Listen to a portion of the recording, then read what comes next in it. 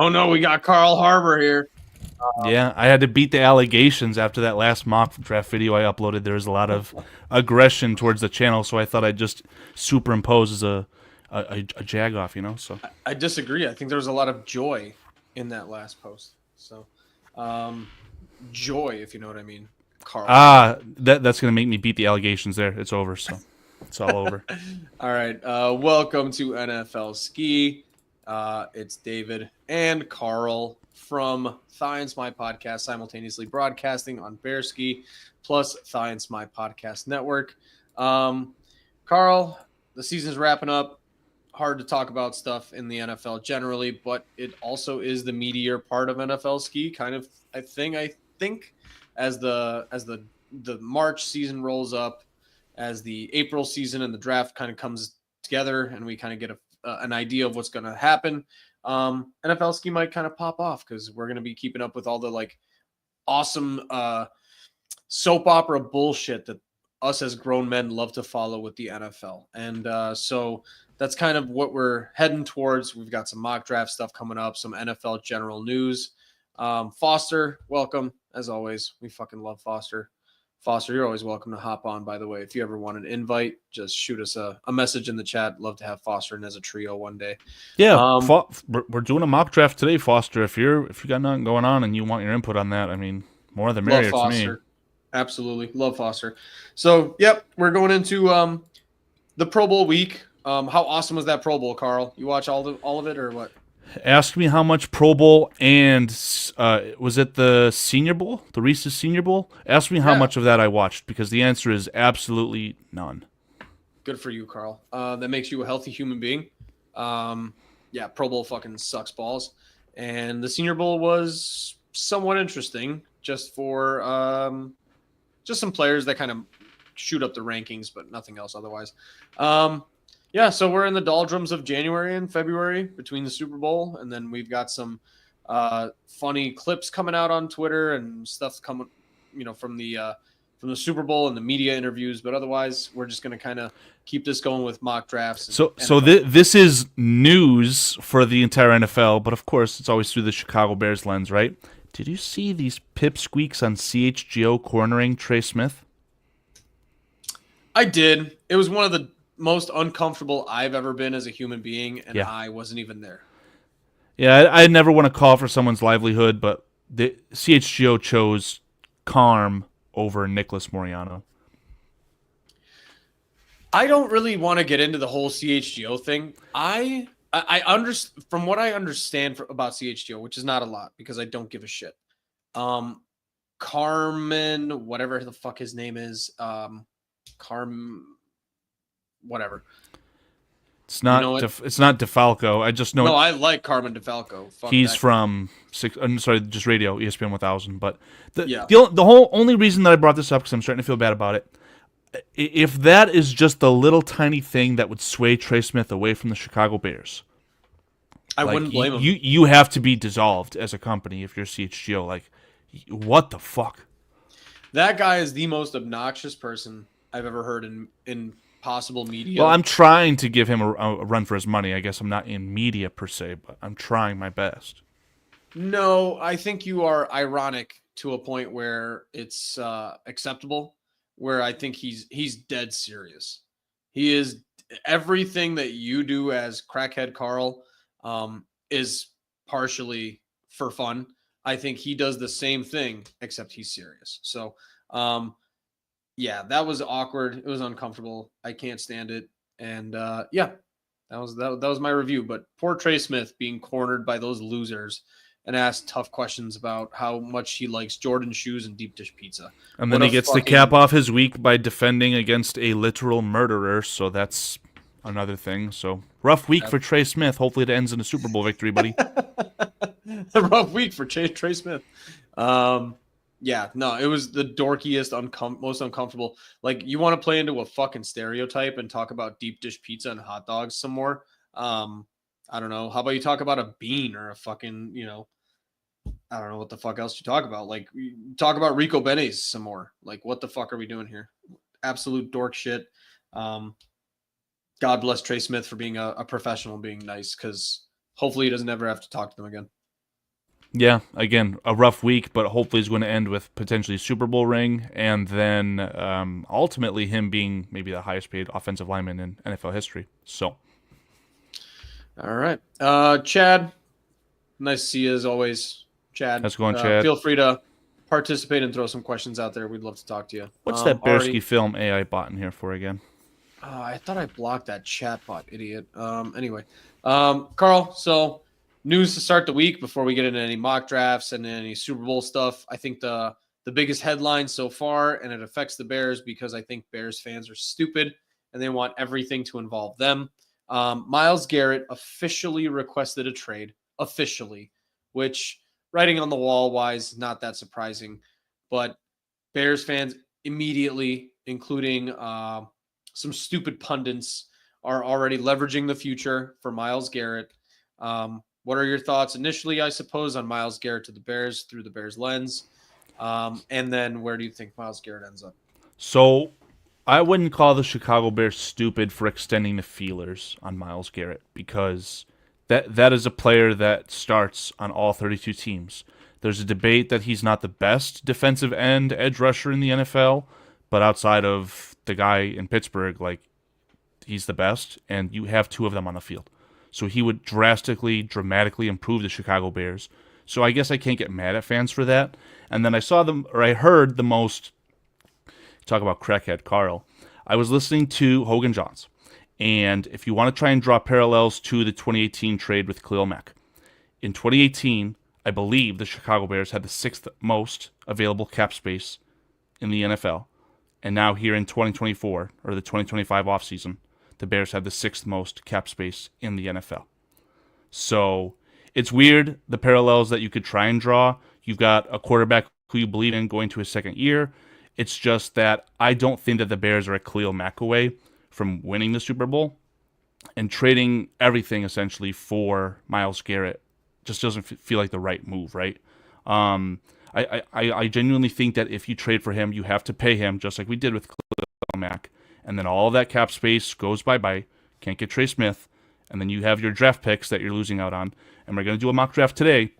We won't get all 3 rounds for the Chicago Bears of the top half, but you're talking about trading away pick 10, one of those 2 second-round picks, and then picks in the future. And there's a lot of offensive linemen, edge rushers that you could use on those picks that you'd otherwise be giving away for one Myles Garrett. And I don't care if he's in the prime of his career.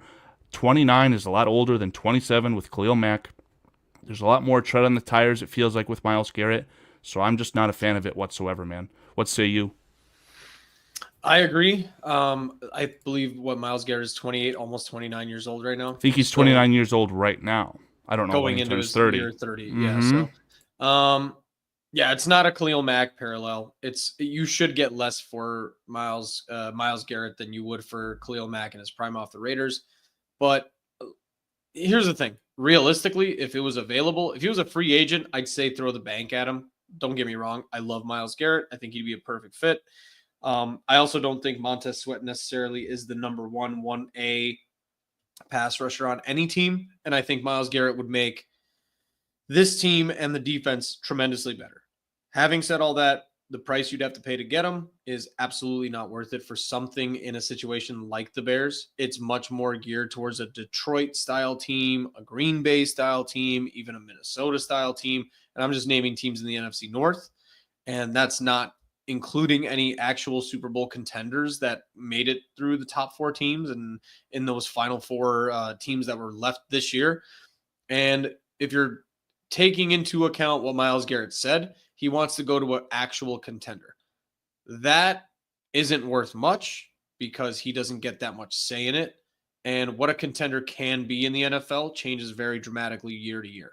So, like, you could go to a mid-level team, put a Myles Garrett on it, make him a lot better. The thing with that contender statement is that is the team that Myles Garrett lands on a contender. If Myles Garrett believes in Caleb Williams, Myles Garrett could absolutely sign off on a trade to Chicago. He might feel that he's the missing piece for the defense to become elite. And again, if he believes in Caleb Williams and Ben Johnson and this offense hits stride and they're able to use one of their second-round picks they have remaining to draft this icon right here, sky's the limit, right? But again, if you're the Bears, You cannot do it. Yeah, I really, really dislike the fact that Adam Schefter even used the Bears as a example team, because it triggered all of the algorithms, and it triggered all of the people about, just hearing Bears, Myles Garrett, and then all of your Facebook notifications and your YouTube notifications went off. It's fucking stupid. It makes no sense. 90% of your cap would be tied into 4 players on your defense, basically, between Jalen Johnson, Edmonds, Sweat, and Myles Garrett. And but so isn't that kind of what you need to do with a rookie quarterback, though? You need to kind of do these silly moves and go all in. Again, I'm not advocating for it. I just don't think I feel like the salary cap is a myth, and I don't think that would be like a deterrent for the Bears. They need to just be thinking bigger picture. Yeah, I don't know. I always hear you say that, and I don't know how much I agree with it. I know to a certain point you're right, because there's certain teams that actually do it. The Saints have been in cap hell for a decade. I agree. And if you win like 1 or 2 Super Bowls, it's absolutely worth it. So it's fine. But I just don't think it's prudent for a team like the Bears, who, in my mind, and we talked about this yesterday, I don't think they are a 1-year rebuild Super Bowl playoff contender. It's a 2-year thing. And Myles Garrett wants to go to a playoff Super Bowl contender next year. Now, if you're the Bills and you need a pass rusher and you want to get rid of Von Miller's dead cap space and then throw in a first round and a second round pick, so it's a Von Miller first and a second, and you get Myles Garrett with Josh Allen, fuck yeah, absolutely. That's your Super Bowl window. You still get to draft some pieces with like your second, third, fourth round picks, whatever. But that's just not the situation the Bears in. I hate the fact that Adam Schefter triggered our algorithm and made us talk about this, because it's absolute nonsense in my mind. Sorry about that. Bad time for me to take a little break there. You mentioned the Bills. The Bills are definitely a team where, like, if it happened, would I be surprised? Absolutely not. But the Bills just like gutted a bit of their roster going into the season because of the cap, and it feels like they still haven't finished retooling. So I'm not ready to sign off on that. I don't think that that's a possibility. If we're talking about teams that I feel like Myles Garrett will end up on, I don't know about you. I guess let's start with this. You do feel like Myles Garrett gets moved, right? I don't know. I think the Browns ownership, and you alluded to it yesterday when we were talking about like Kevin Stefanski, where Kevin Stefanski probably clearly wanted out of his contract, would like to be fired or be traded. And ownership probably said, nah, you're going to stick around here because you're a pretty damn good coach. I wouldn't put it past the Browns to say, Kevin Stefanski's here 1 more year. Myles Garrett, sorry, dude, you want to leave? Too bad. We're going to get Cam Ward in here. We're going to take 1 more shot at this with like, Jerry Jeudy and whatever else pieces and David Njoku. And if it doesn't work out for 1 more year, then we'll trade you next offseason. I wouldn't put it past them. You trade who? I'm sorry, Stefanski or Garrett? Just in general, you were saying, you alluded yesterday that Kevin Stefanski would probably be one of those candidates to be traded as a coach. So your comments right there are regarding Stefanski. Correct. That they probably should have gotten rid of Stefanski on some level, traded him away, gotten rid of him. It's kind of a waste of Stefanski. You're putting him in a bind with these crappy quarterbacks. So I wouldn't put it past the Browns to keep the crappy quarterbacks, keep this, displeased pass rusher who's really, really fucking good, and just say, you know what, guys, sorry, tough shit. You're getting paid. You're professionals. Tough it out 1 more year. The thing here, though, is I don't see him as like a diva. Like, he probably, with all the injury, I don't want to say injury history, right? I can just tell you that this is going to sound embarrassing. Did a fantasy football league with Adam Mason, had defensive players, didn't understand the rules. I drafted Myles Garrett pretty fucking high, because apparently a sack was supposed to be worth like 4 or 5 points. So I wanted that player on my fantasy team, and I expected a lot out of him. I did not get a lot out of him. And as I'm watching that story develop throughout the season, I'm noticing like, oh my God, he's on the injury report every fucking week. It kind of reminded me of Montez Sweat. And I don't know if that's the status quo for the guy. Obviously, he's an all-pro. He's the best in the business. Debatable.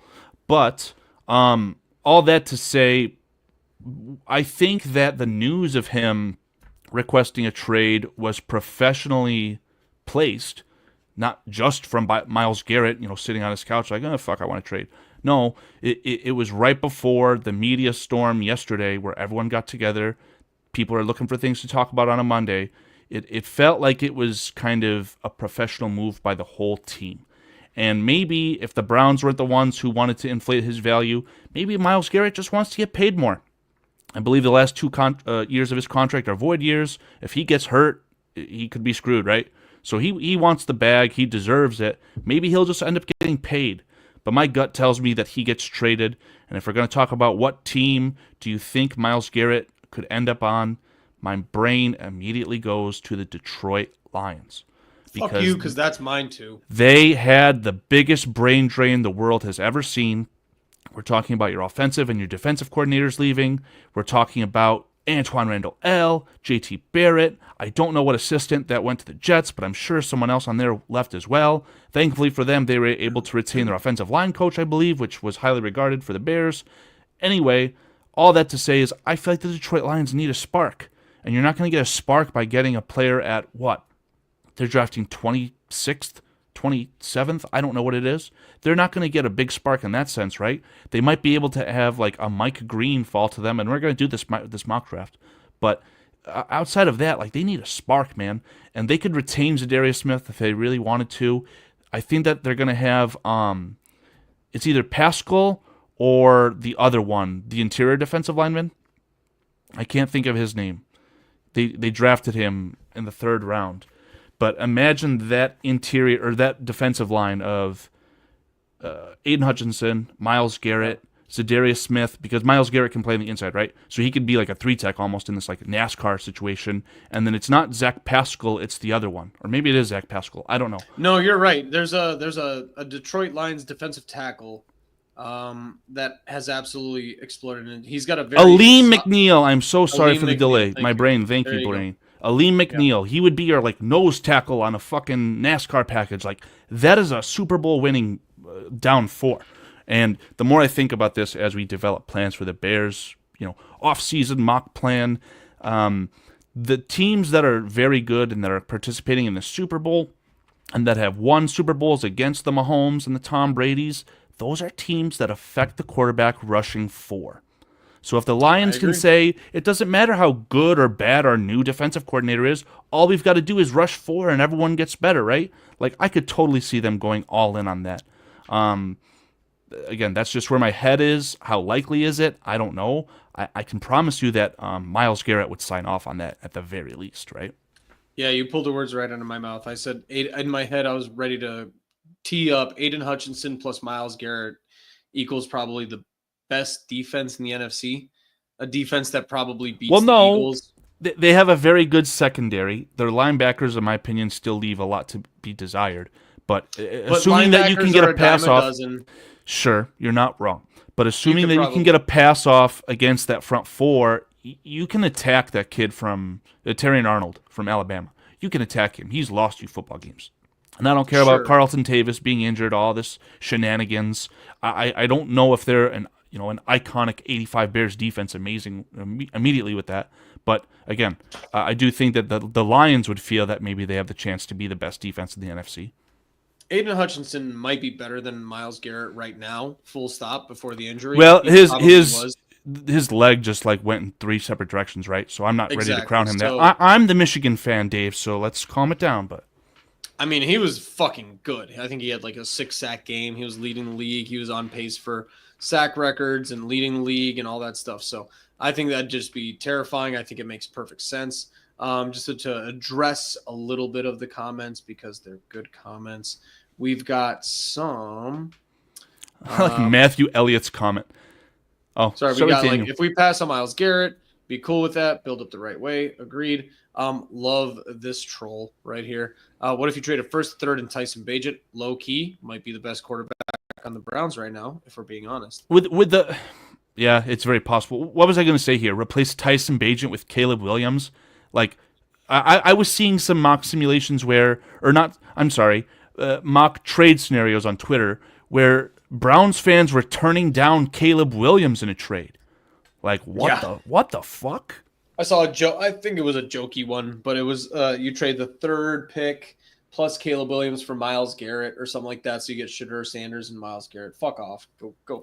But there was another first involved in that. Like, I would not trade Caleb Williams for the 3rd overall pick and Myles Garrett if I'm the Bears. Like, no, absolutely not. That's what's hilarious about these people and their trade values and stuff like that. Caleb Williams sucked this year. You still wouldn't trade him for the next 2 first overall picks in the draft. So I don't want to hear about it.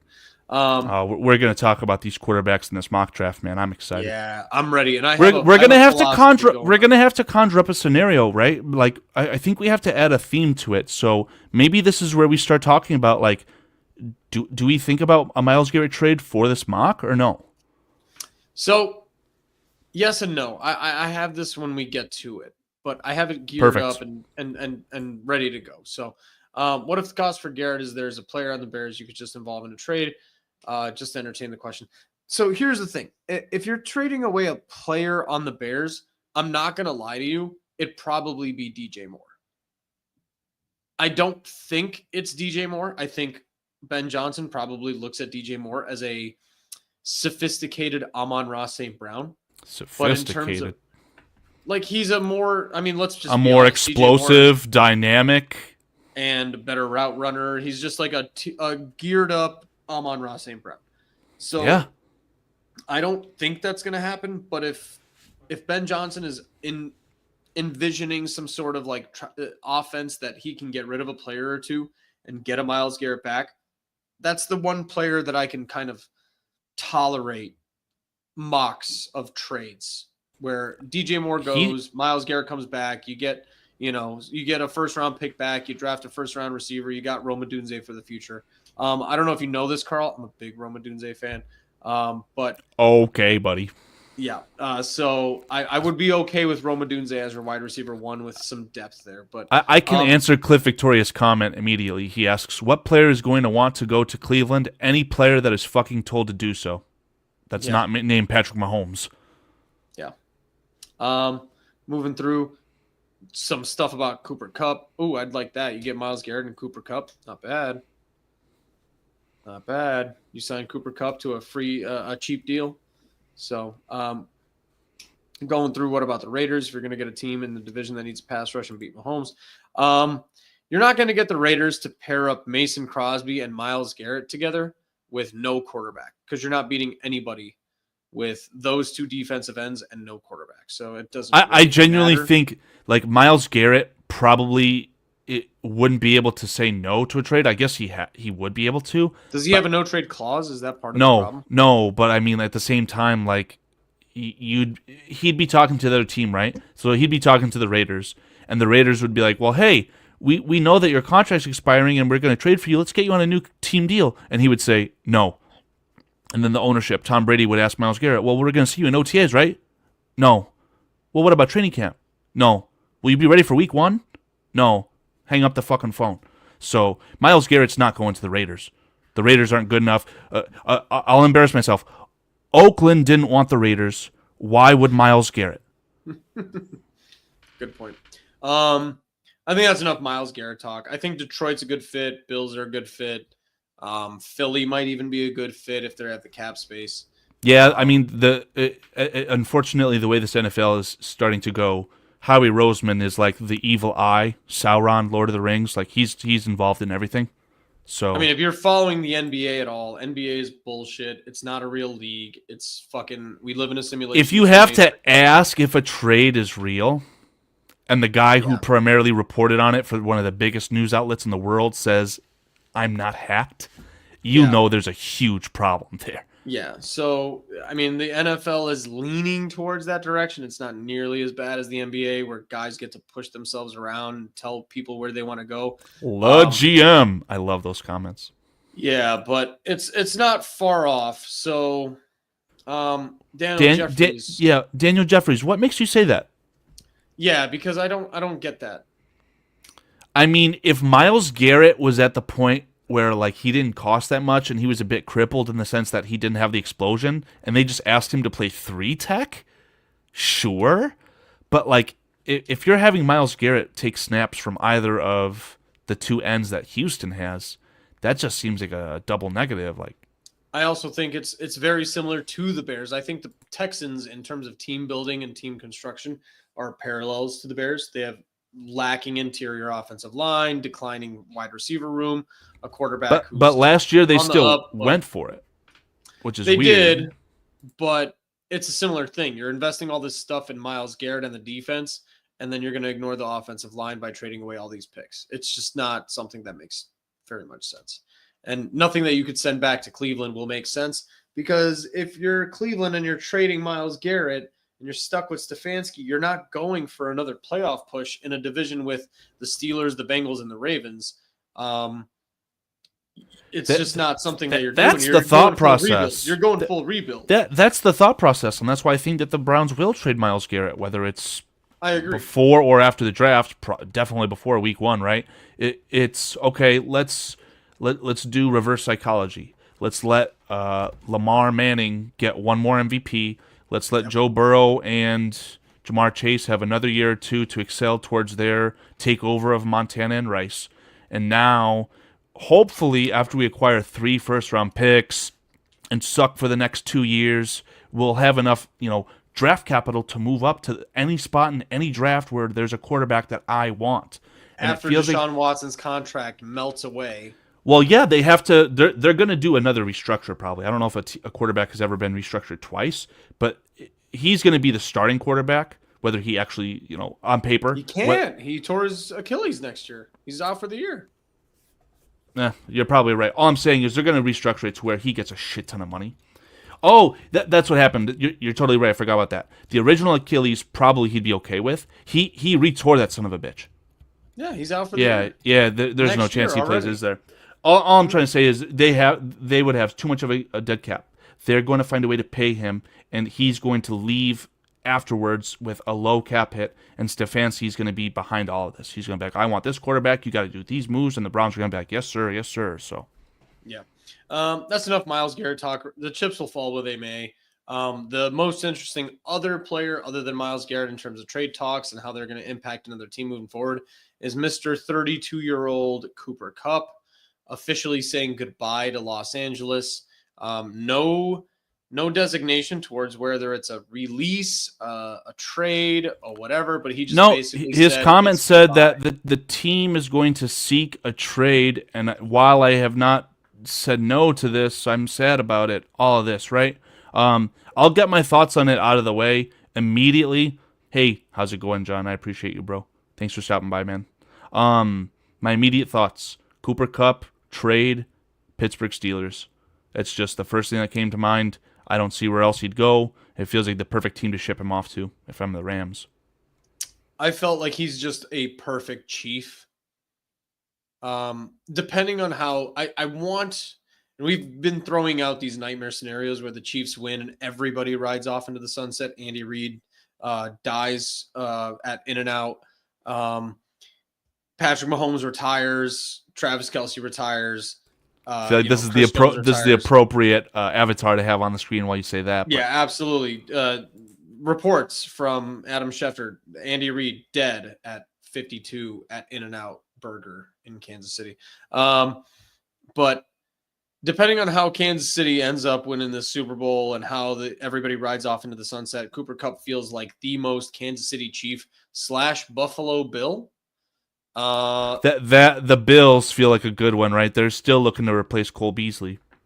Yeah, just that perfect little white slot dude, 33 years old, who's kind of going around, 800 yards, something like that. Josh Allen never needed a downfield target, never needed that 6'4" receiver, but he does love those little slot dudes who can kind of get open and give him a check down. So Cooper Kupp, who the fuck knows? If I'm being honest, I could see him as an Eagle. I could see him as a Chief. I could see him as a Bill. I could see him as a Raven, if I'm being honest. But I don't know. I don't think the compensation is that high. We're talking about Myles Garrett as like a first and a second rounder. Cooper Kupp probably just disappears for a fifth or a fourth. And that's why I think he can officially say goodbye to LA, because there are going to be teams lining out the door offering thirds, fourths, fifths. And at that point, it's just going to come down to who the Rams want to like help him out and send him to. So Cooper Kupp's probably got like 1 or 2 years left in the tank. Good for him. I always liked him. but I don't think it's much news in terms of a superstar wide receiver moving on. Yeah, I mean, we're 50% of the way there. Cup's on the way out. All Matt Stafford has to do is say that he's sick and tired of his wife cheating on him and that he does not want to play in the NFL anymore and retire. and we're right back to McVay to Chicago as an offensive coordinator, something or other. I don't care, just get it done. But I say that jokingly. I saw this and Chad's on it. I think Hollywood Brown is like a Chicago Bear so fast it's not even funny. I've seen this, and I think it just makes perfect sense with Ben Johnson. But good point from Chad, because Chad's got some good points always coming from the top ropes. Yeah, Chase Young is not the edge rusher that I want the Bears to splash cash on. I never mentioned Chase Young. I'm talking about Hollywood Brown. But for Chad's point, Hollywood Brown probably fine. Would definitely be the Tyler Scott that Bears fans thought that we drafted. But I'll digress there. Yeah, I think I'd rather have Cam Jordan for pennies on the dollar than Chase Young at that point. So, and our good old friend Landon Jackson, who will get at pick 72, right? Absolutely. Yeah, so that's kind of our roundup on those free agent trade talks and stuff like that, Carl. Today we came in, the title of the show, 32-team NFL second round or 2-round mock draft. I think we can kind of start getting on with that, Carl, unless you want anything to throw in before we move on to the draft talk. No, I'm all for it. So I think it's important to set the ground rules on just, how we want to handle it. The way that I've done these in the past with my co-host Nick, when we did a full first-round mock draft in the past, we alternated. So we could still talk about it, obviously, and say, oh, this team will never take Cam Ward, whatever the case is. But ultimately, it came down, because it's a two-man show, there needs to be a different, wow, I cannot say that word. Differentiator. Thank you. It would be someone goes first, the other goes second, and you alternate.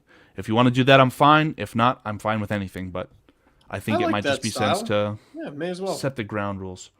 Okay. So I'm cool with that. And then as you pull up our mock draft simulator, I was kind of hinting towards how I'm approaching this.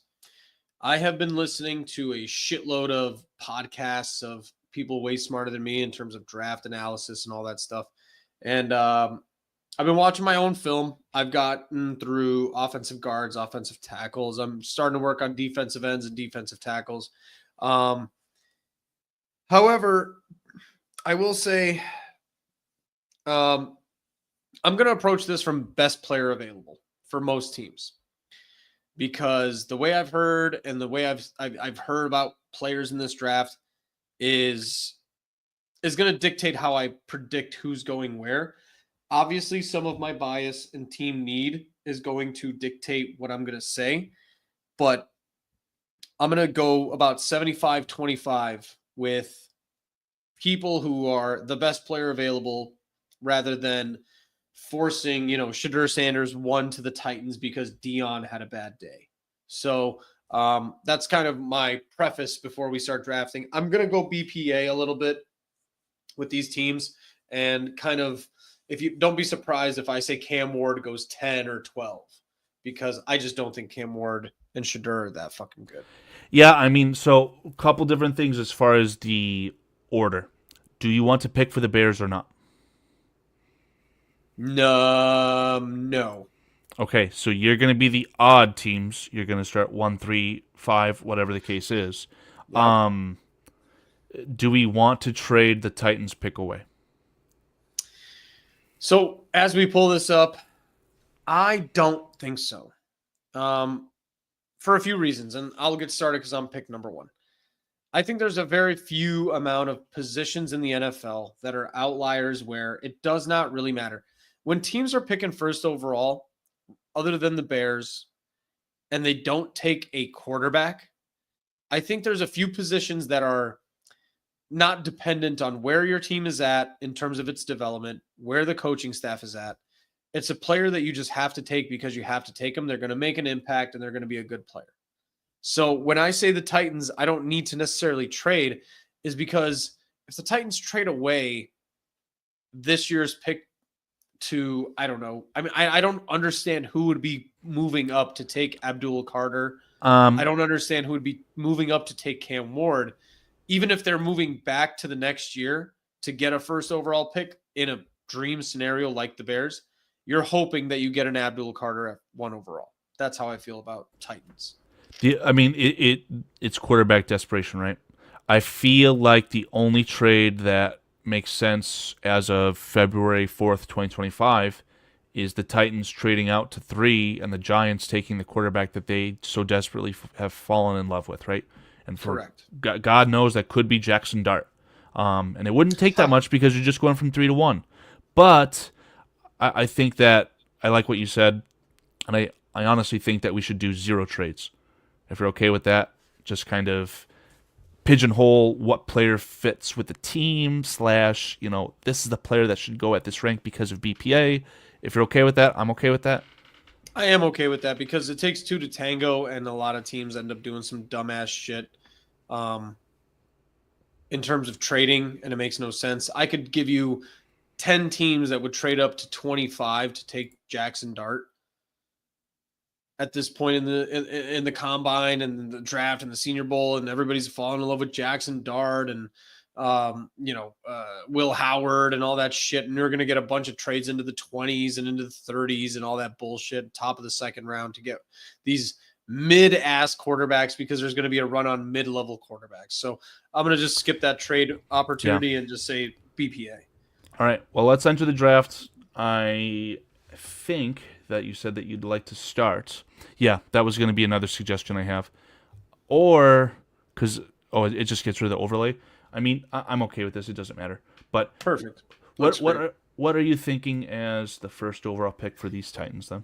There's one player available that is a generational, irrelevant of position, irrelevant of where your franchise is as a rebuilding model, I think, and that's Abdul Carter. Like a pass rusher like Micah Parsons would go first overall in most drafts, in redrafts, in any opportunity that you can present to any team that's taking first overall. Micah Parsons was a fart in the wind. Him going 11 was the Cowboys getting lucky as fuck, as the Cowboys usually do. Abdul Carter is the closest thing to Micah Parsons in the NFL right now. It's probably the closest thing to TJ Watt right now. And you just got to take him because he's going to make your team better. So I'm not overthinking this. It's Abdul Carter, and everybody's correct for thinking that. Okay, let's go with it. Now, this is going to suck. I know we said no trades, and we also are kind of picking for each other, or independently of each other, right?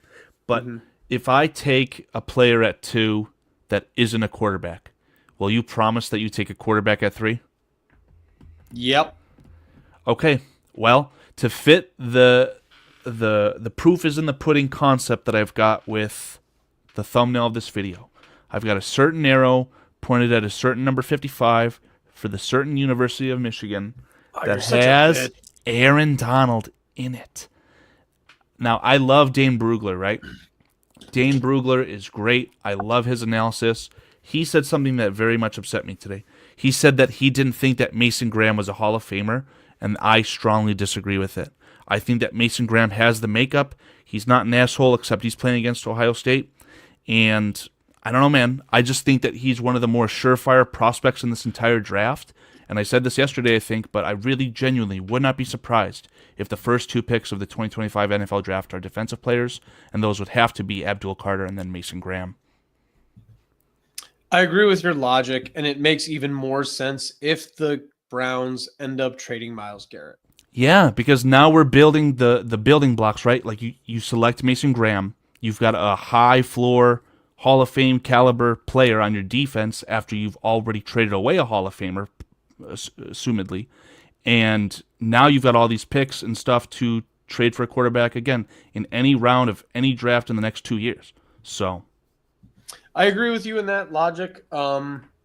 If Myles Garrett and this Browns team ends up being in a bit of a rebuild, I agree. The only disagreement I have with you is, like I said, with the Browns and how hamstrung they are with how much they're spending in that quarterback room with absolutely zero return. I think the Browns are perfectly poised to get a quarterback because you get a cheap quarterback on 5 years, but I get the logic with Mason Graham in the event that Myles Garrett gets traded. you may as well tank. You may as well go get fucking Jameis Winston on another 2-year deal. You may as well go get some bum Jacoby Brissett to start there for 2 years and just call it a day. Let Mason Graham develop. And in a year or two, when you can get Arch Manning, you go and package those picks and try to. And hey, if you're the Browns, you can still take Jalen Milroe at 38 overall and realize that he's literally a worse passer of the football than Anthony Richardson, and then just get, cut bait. You've got 3-4 first-round picks, in the coming years, like in the scenario, like it's totally fine, man. They can afford to not take a quarterback at second overall in this draft. I agree, and I think the quarterback class right now is so negligible that even if the Browns ended up trading Myles Garrett for a mid-20s pick and they take Jackson Dart, I wouldn't feel any worse about that than taking Cam Ward. So I'm with you. It's not the worst. The Giants, on the other hand, are absolutely fucking hilarious, pathetic. They need a quarterback there just to sell some tickets at this point. Yeah. It's one of the most layup, just absolute easy Cam Ward teams I've seen in this whole draft. Okay. And the Giants take Cam Ward without skipping a beat. Yeah. I really like the analysis that I'm hearing from Cam Ward is he's got not the it factor, but he's got like the razzle dazzle to him, but he also plays loose, and that looseness that is, in my opinion, going to translate to the NFL is going to result in a lot of interceptions, especially when we're talking about the Giants. I don't know how many targets you're supposed to get as a number one wide receiver, but whatever number you've got in your head, probably double that for Malik Neighbors. Like, that's going to be their game plan, and he's going to throw a lot of interceptions, but maybe the razzle-dazzle makes its way to New York, what they need, but I have no faith in Cameron Ward. Me neither, but I think as a Giants fan with what you have there already, you have no running backs. The only thing you have to sell a ticket is Malik Neighbors, and you need to give Malik Neighbors a quarterback just to fucking toss the ball up and throw 30 touchdowns and 28 interceptions and call it a day and sell some tickets. Yeah, and I love to break news on Bearskifilm. Karl Harbor here. Once the rookie contract for Malik Neighbors expires, he will be a Washington Redskin. He will be reuniting with his college quarterback, so that is a foregone conclusion if I've ever seen one. So I guess it is my responsibility to select for the New England Patriots, and I'm not an expert, but I did watch the Mike Vrabel introductory press conference, and when he talked about building the trenches, man, oh man, I fucking believed him. At this point, we've already lost 2 iconic defensive players, the trenches. If we look at the offense, we look at the offensive line situation, the stock of Calvin Banks Jr. is falling fast. I don't think they're going to go the Josh Simmons route. Your offensive guards, Tyler Booker's shooting up the ranks, but he's not good enough to go 4th overall. If we're talking about a high floor player, and this is a player who I genuinely am starting to come around to for the Chicago Bears at 10th. I'm going to sound really stupid in a couple of weeks, a month here, when Will Campbell's a guaranteed top 5 pick, but in this exercise, the way the board has fallen, I don't see Will Campbell making it past the Patriots. I agree, and I don't love Will Campbell, but I don't hate Will Campbell. Super fun fact, I'm sure you've heard this, but Will Campbell, who plays in the SEC and started as a true freshman since the year of the year of age at 18, he has only given up 2 sacks in 3 years starting in the SEC. That does mean something. And no, I'm not comparing Will Campbell to Joe Alt whatsoever. That is a hyper apples to oranges. But Will Campbell, if he's got... I feel like a parrot, all the stuff that I listened to today. But, again, if Mr. Will Campbell can hit the 33-inch wingspan, he's probably a top 5 pick. Yeah. He screams Peter Skoronski stability. You can load him in at left guard, left tackle. Drake May is going to just, he'll feel safer, and it just feels good as a Patriots pick. The Patriots winning their game in week 18 sounds real fucking stupid right now when you see what goes, because I think Mason Graham and Abdul Carter would have been a perfect fit on the Patriots with Mike Vrabel, but hey, that's what you get for winning week 18. So hey, Chris Foster, yes, we are doing every pick. So for you guys who are listening who don't already know, we are doing a full 2-round mock draft. And it's a little bit elongated, in my opinion, to start things off, but it will pick up, we promise. And what we're doing is myself, Karl, is doing the even picks, Dave is doing the odd picks, and we are trying to rotate back and forth, but still, corroborate the story, right? Maybe I need to do a better job of telling you who I pick before I click on them, but I digress. No, that's all right. I'll try to speed it up a little bit. It's fine. Having spoken yesterday to our Jacksonville, insider, and I think with Liam Cohen and his limitations, I think Liam Cohen and Travis Hunter are a match made in heaven. I think Shad Khan are a match made in heaven. I think Travis Hunter makes no sense in the NFL. Liam Cohen makes no sense in the NFL. Shad Khan makes no sense in the NFL. And Jacksonville makes no sense in the NFL. So I feel like that's just an absolute match made in heaven, where Travis Hunter goes to a messy Jacksonville team and just keeps being a messy player. Duval, and he's going to play both sides of the ball. Not well on either side. He's not going to make either side of the ball better. And I think that is a perfect Jacksonville Jaguar in Travis Hunter. Yeah, fun fact, I do feel strongly that the Jacksonville Jaguars and the Liam Conehead experiment could flame out. And that's definitely a team where if Deion Sanders wanted back into the NFL, maybe he's the head coach the following year, just because his boy Travis Hunter's there. Florida State, Florida, Jacksonville Jaguars. Makes sense. Yeah. We're talking about the Raiders here at 6, and we've had one quarterback go. I'm going to make this interesting because I do feel like we could spin a draft where there's a really epic game of who blinks first regarding the quarterback. But in this scenario, obviously the Giants have blinked. I wouldn't be surprised at this point where the run, quote-unquote, of these first-round quarterbacks immediately halts here at pick 6, and it's Shedeur Sanders. Does that sound not plausible to you? Like, I'm looking at 2 options for these. Well, 3 options for the Raiders. Because I don't think that they'll feel like they're an edge rusher away. Like, they have Max Crosby. They feel like they can get away with kind of a more edge by committee. Tackle-wise, they would consider Will Campbell if he was here. I just don't know if they're considering others. I don't know, want to guys. push your opinion too hard on this one, but I think the Raiders have dealt with. I think the Raiders have dealt with Aiden O'Connell for long enough. Yeah, I mean, and just the Shedeur Sanders allure in Las Vegas. Yeah. Tom Brady will be banging the table for him probably. I think it's Shedeur Sanders here at 6.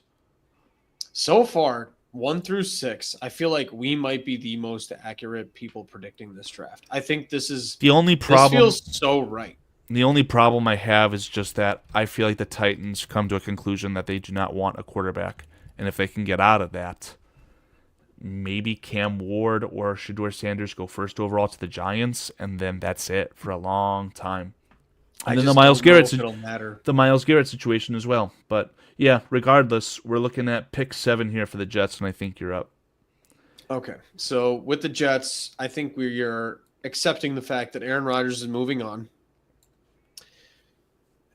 And whoever the quarterback is going to end up being, I don't feel like makes too much sense. If you can scroll back up, the mock drafts I've seen is the tight end from Penn State, the baby Gronk. I'm sorry, forgetting his name off the top of my head. Where's he at? Tyler Warren there. 6'6", inline tight end. They do need a tight end. I don't feel like anybody's going to draft a tight end at 7. However, if anybody is going to do it, it's Woody Johnson and his family of dick-named siblings. I don't know who you're drafting him for, though. If you didn't know that, Karl, by the way, fun fact. Woody Johnson and his entire family is named after dicks. That's amazing.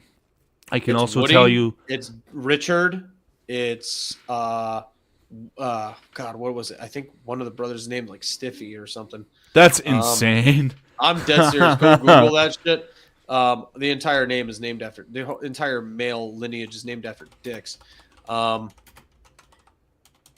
I don't know. You don't feel like you need to replace Breece Hall. I don't think they need receiver if Garrett Wilson is leaving, which I do think he is. And Garrett Wilson, I think, is one of the most underrated storylines of the NFL. I think that's probably the best wide receiver that changes teams in the NFL this offseason that nobody really talks about. Readily available? Is that what you're saying? Yeah, I think agree so. with you. I agree with you. I mean, he's probably the best wide receiver that's changing teams in the offseason this year, and nobody's really talking about it. You want to talk about the Cooper Cup of it all? I mean, Garrett Wilson, whoever the fuck he goes to, that makes them – he's their number one wide receiver by a landslide. I'm going to give you a little bit, and Foster kind of took it right out of my mouth. I think we're going with defense here. You're going to back up this defense. The offense is okay. They kept investing in offensive line last year. Their wide receiver room has enough draft capital invested in it. There's Breece Hall. I forget their backup running back, but he was taking some shared snaps. Yep. So I think they're going to go back into defense. I would say it's either Mykel Williams from Georgia or Will Johnson, but I think they also invested in pass rush enough with trading for Hassan Reddick if he's still under contract. I mean, the Jets are just a fucking dumpster fire, man. It's BPA. I wouldn't be surprised by Ashton Genty. Yeah, I was gonna say that. I was hearing chatter about how the great, the iconic, the fantasy football icon Breece Hall hasn't eclipsed 1,000 yards rushing in his career. So yeah. That guy is not as good as we want to think he is. And if ownership gets involved, it's probably Ashton Genty for my money.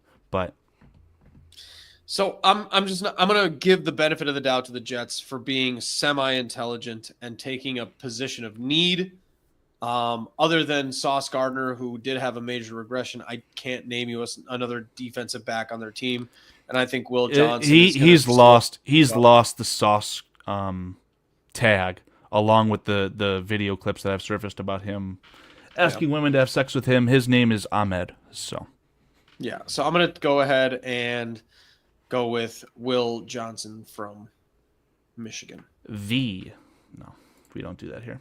I agree with you, man. I'll try and speed things up, and we've talked about this, not ad nauseum, but we've definitely talked about this. You've got potentially the best offensive mind in football, Dave Canales. Why do I say that? Because he's resurfaced the career of one little tiny Bryce Young. They need to get the kid a wide receiver. And they tried to go the emotional route by going into the second round and getting that kid who doesn't speak well from Carolina. I'm sorry, they need something better there. This feels like the location for the first wide receiver in the draft. My money is on Luther Burden being a much better wide receiver in the NFL than Mr. McDonald. But we all know what the Panthers ownership is all about. We all know how that franchise seems to always make the wrong decision. But the decision that I'm going to make for them here is Tatoria McDonald out of Mr. Arizona. So, yeah, I think that's so much simpler than you're giving it credit for. So we can move on from that. Absolutely.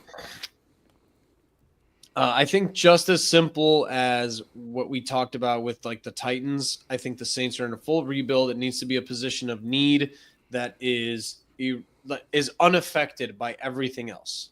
So it's got to be either an offensive lineman, which is not worth it at this point in the draft at number 9, or it's a trade, which is not allowed right now. So I'm going to go ahead. If you go back to the all over, I think it's Mykel Williams from Georgia.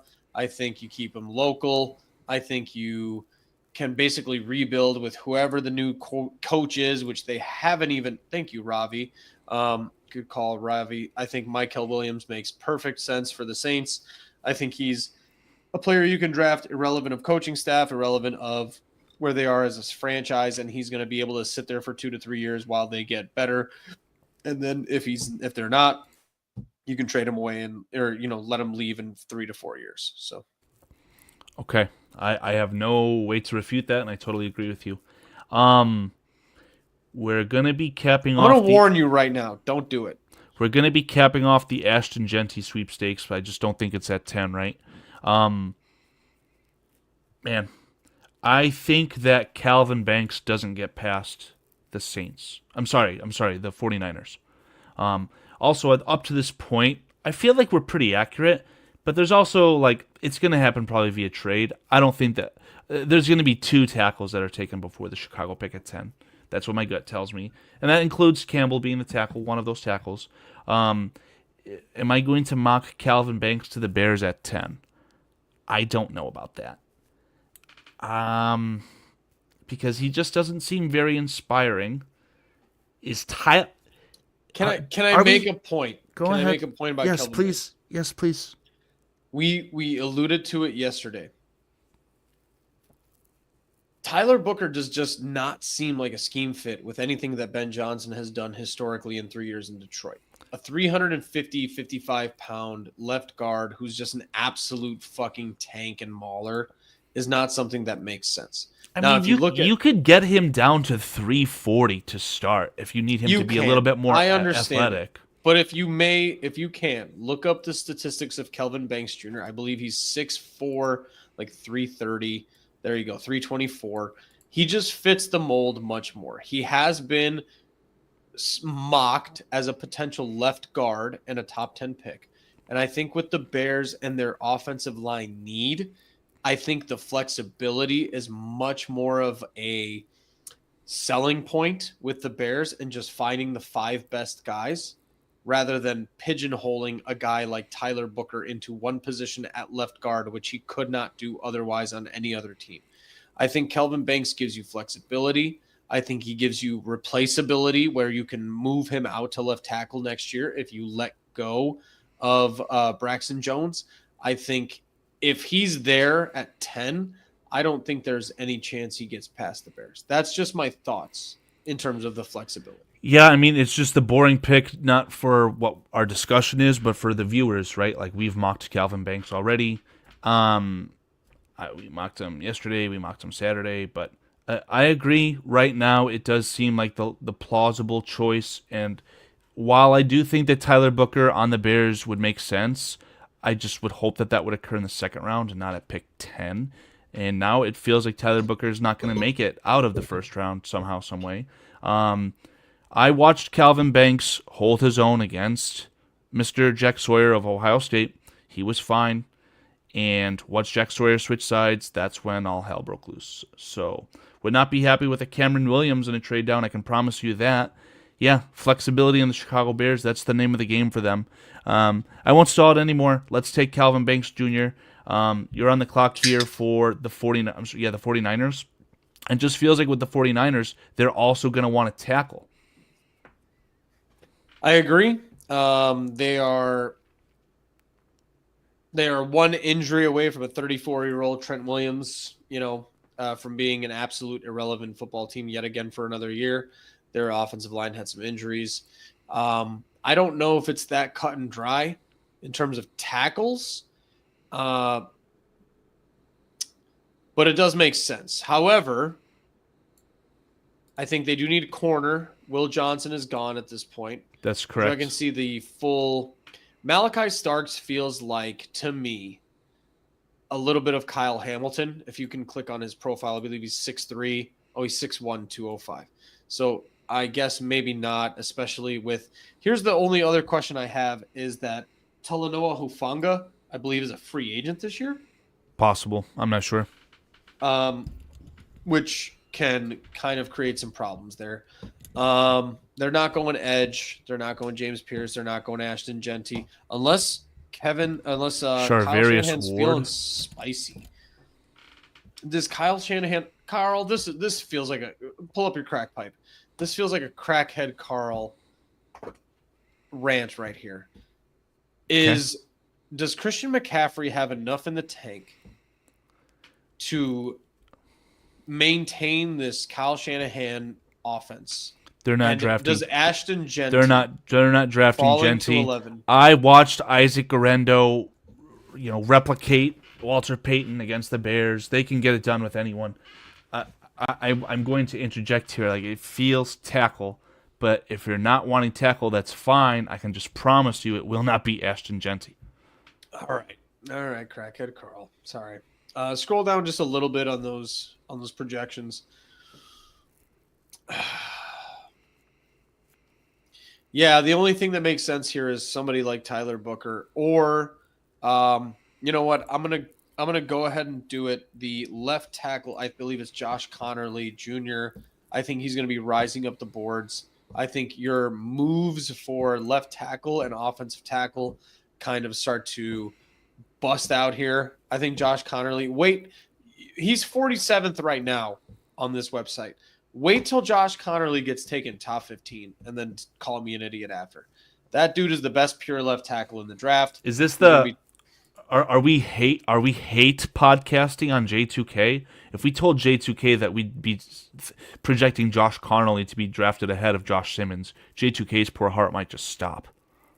If it is, so be it. I mean, get a better heart, because I think Josh Connerly is going to be rising up the draft boards quite quickly. I watched him. I think he's the best pure left tackle in the league, or in college right now. I think if you're replacing Trent Williams and kind of future proofing, you can start Josh Connerly at right tackle for a year and then move him over to left tackle in a year. Yeah, I really don't see that being an issue whatsoever. And if that's what you want to do, we're doing it. Josh Connerly. Yeah, I think he's got the best feet in the draft. He's very much like a Trent Williams. He can pull. He can run traps. He can, kick out, all that stuff. So there you go. Well, that didn't take you long. Yeah, to continue to get your brain juicing, I mean, Ashton Jeanty to the Cowboys is a foregone conclusion. And if the board falls like this, okay, if the iconic Mason Graham is gone, the iconic Abdul Carter is gone, if Will Campbell is gone, if Will Johnson is gone, if I'm the Bears at 10, does Kevin Warren have the nutsack to talk to Jim Harbaugh and ask to trade down with the Chargers? That would be one hell of a phone call to listen in on. But if I'm the Bears at 10 and the board fell that way, I would love to trade back, give Ashton Jeanty and his 2,000 all-purpose yards to the Chargers, have them go back into their Super Bowl quote-unquote window, and see what the Bears can do at that point. But if Ashton Jeanty gets to 12, he will go to Dallas. I would consider that one of the most foregone conclusions, along with the quarterbacks from this draft class.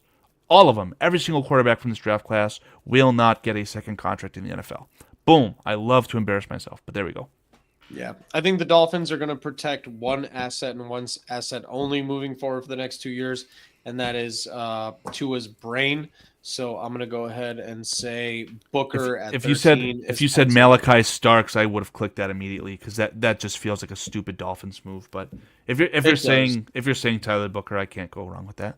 I think Tyler Booker is the easy choice, just because I think that the pudding that is Tua Tagovailoa's brain needs to be protected at all costs. Okay. Well, I was going to do something, but I don't want to embarrass myself any more than I already have today. I love Colson Loveland to the Colts. I'm the even draft picks, right? Correct. Great. Well, I'll give you some insight. The Chargers are mad that they weren't able to trade up with the Bears to get Ashton Jeanty in this scenario, so I will promise you that Colson Loveland will not make it past 22. That is pick 22 unless he goes sooner because of your choice. But in this mock, I do think that the Colts will take a tight end, a dynamic tight end, to try and help out their really bad quarterback. And once they find out that their quarterback is merely a running back, maybe they will still be able to hold on to this tight end and he won't lose all of his stock. But I feel like Tyler Warren to the Colts here at 14 is a really good fit.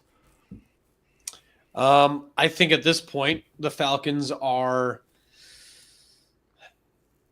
BPA, plus the fact that they do not have anybody past, I'm forgetting the former safety from the Bengals, now with the Falcons is... They've got a hell of a secondary. They've got, wow, I just lost his name. I'm sorry. They signed AJ Terrell. AJ Terrell's a cornerback. They do have Jesse Bates, who's really good at safety. Bates, thank you. But they also have Josh Simmons, I think is his name. I don't know, the safety from Denver. Jeffrey Simmons. No. Jeffrey Simmons is a defensive tackle for the Titans. Oh, you're right. But they don't need safety help, in my opinion. Even if someone's out of contract, I'm sure they'll bring him back. 31 years old. So I think there is a potential for there to be a nickelback. I get it. They do also need pass rush help.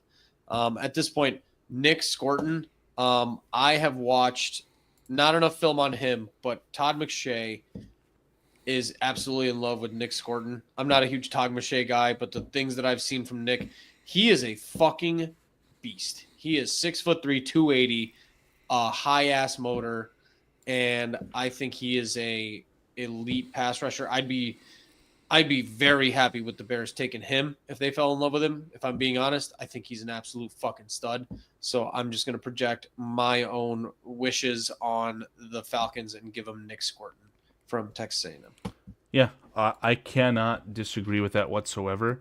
We're at pick 15, though, and there was something I wanted to bring up because I watched a good bit of Dane Brugler today in between working, and I had some notes, and I thought that this was something that was interesting.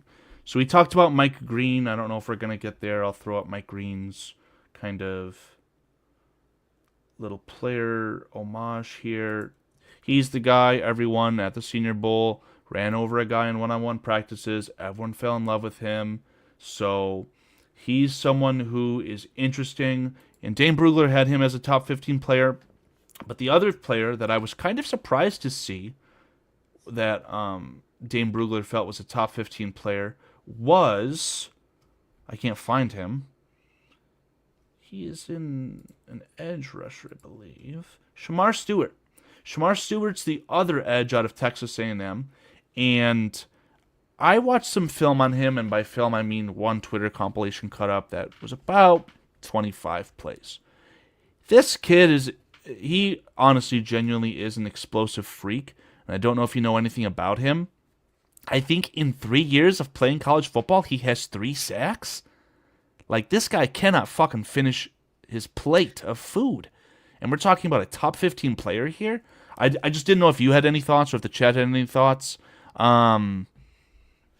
This guy, I don't know if he's going to be a player that, supplants Nick Scourton and is one of these, edge rushers that surprises everyone just because he's an athletic freak. But I'd implore you guys to watch some film and let us know what you think on him. But this guy, I don't know, bro. I love Cliff Victoria's honest comment. Fucking love that shit. Yeah, Aldo's talking about the Bears trading up for Abdul Carter, so it'll be fun. We love Aldo, so yeah. We got to get the pedal to the metal. We get it. Am I the one picking for the Cardinals here?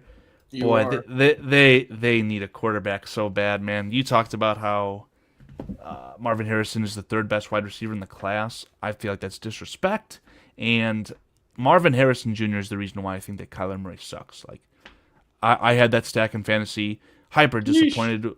And that quarterback, I thought he was good. I believed in him, but I got let down. As far as our options here, they need an edge, a guard, a wide receiver. Buda Baker's also 32 years old. They need a wide receiver. They'll run him into the ground. He's still got tread. I'm not worried about it. This Malachi Starks, I don't know. I got to watch some film on him, I guess. It feels like they just need defense. When I did for the Bears Country podcast, I was trying to compile the opponent's roster for the week that we played. So we played the Cardinals, and their defense was about as no name as it gets, man. Mm-hmm. I don't know. Do you have like a strong preference on one of these edge rushers? No, Jalen Walker. I'm just familiar with from Tennessee. I know he was projected to be like a top 5 pick last year, going into the way too early mock drafts. So that's mine. Not. Oh no, I'm sorry, not Jalen Walker. It's Pierce? James Pierce, yeah. So I know he's just an elite, kind of 3-4 linebacker pass rusher. Yeah, that's right. He's 3-4? A bit of a 3-4, yeah. He's 242. He's undersized, so. They play a weird 3-man front. Another team where like they were getting by without playing any defensive linemen. Like, it's the Cardinals and the Vikings that have that kind of similar weirdness trait. I like James Pierce here to the Cardinals again. They just need defense, man. So I'm going to keep this super simple with 17 and the Bengals. They need secondary so fucking bad, it's not even funny. Malachi Starks is just the most obvious Jesse Bates replacement. Nickel corner if you need to. He's a nickel safety, replacing overall Jesse Bates in the back. And so Malachi Starks is just screaming Bengals. And you don't think that they want to go cornerback like he just Malachi Starks? Not at all. I think they need a rangy safety nickel guy, a guy that can kind of line up everywhere, be a multi tool on defense. They need so much there that Malachi Starks kind of covers a lot of areas. Well, I think that the Bengals need to trade up with the Bears to 10 to take Will Johnson in the mock draft that we did, and then we can gamble on taking Omarion Hampton at 39th because that's my story and I'm sticking to it. So Seahawks here at 18. It says edge tackle. It's tackle all day here, right? Yeah. Would they be silly enough to take this Cameron Williams idiot? I think they might be that or the Ohio State Josh Simmons guy. Yeah, let's go with the Ohio State kid because he seems to be having a meteoric rise. I just don't believe it. But in the same breath, I feel like the Seahawks have a not awful tackle that they could allow Josh Simmons to sit if they needed to. So I like Josh Simmons here. Yeah, I think it's fine. With Tampa, it just feels like their defense is just getting old as shit. At linebacker, I don't know if corner is necessarily the need here. I think they're going to go BPA. Siobhan Ravel, I'm not really super familiar with, but Jalen Walker with their older linebacker kind of crew, Jalen Walker is kind of a perfect fit there. He's a rangy, kind of like multi-tool defender. He can blitz. He can drop into coverage. So Jalen Walker on the Tampa Bay Buccaneers makes perfect sense. Yeah, I like that as well. You talked into Levante David's like 37 years old. Fuck off. Yeah, and they play a 3-4, right? Like, honestly, that scheme's probably going to change once the linebacker and the defensive tackle Vita Vea leave. I mean, or it'll change once they retire, and their coach is definitely going to change because he's like the iconic on the he's the poster child. I can't think of his name. Buccaneers head coach, poster child for on the hot seat. Raheem Morris. Yeah, absolutely. Boy, oh boy, what do they need? They need a wide receiver.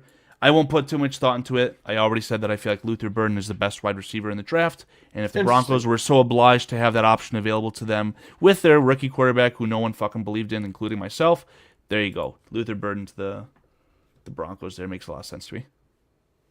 I thought you were going to go a little different route there. I thought you were going to go Colson Loveland there, but... No, Colson Loveland is reserved for the Chargers at 22 unless you think that he's a fit for the Steelers here at 21. So I've done a basic research. I think Matthew Golden is probably my favorite receiver in this entire draft.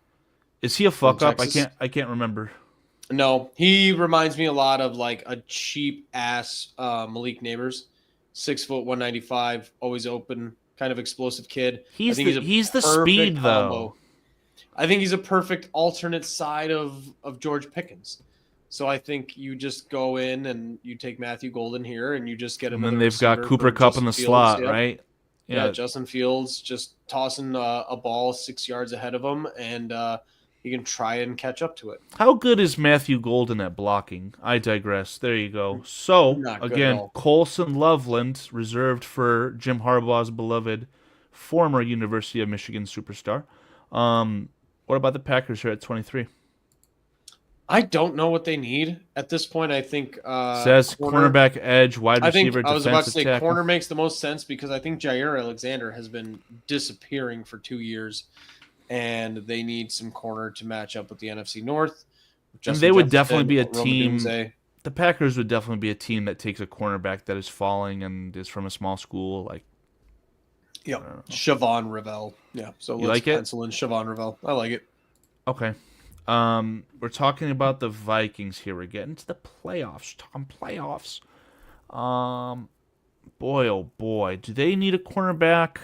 Isn't Cam Bynum a free agent? I'm sure they'll retain him. It claims that a defensive tackle is a need, but did you know, David, that the Minnesota Vikings played a football game where they only played 4 true defensive linemen, and the most amount of snaps that one of those defensive linemen played was 50% of the snaps? I'm sorry, like 40% of the snaps? I don't think that defensive tackle is a need for this football team. Maybe they would definitely be the team that would take that Starks kid if he was still there because, good God, Harrison Smith, that son of a bitch, is getting old too.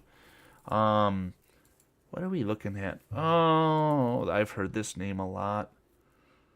A modern will linebacker. when I saw Will in caps, I thought of fucking Brian Flores and his note card of his 3 play calls. Let's just pencil in Nick Amanwari to them. They lost a football game in Detroit where they gave up a lot of points. They'll feel like they can improve on the secondary. I like Amanwari to them. I agree. At this point, we know that the only thing the Texans really are looking for is inside line help. Their left Tyler tackle Booker's gone, right? But yeah, Tyler Booker's Yeah, gone. it just hit me like a brick fucking wall. Yeah?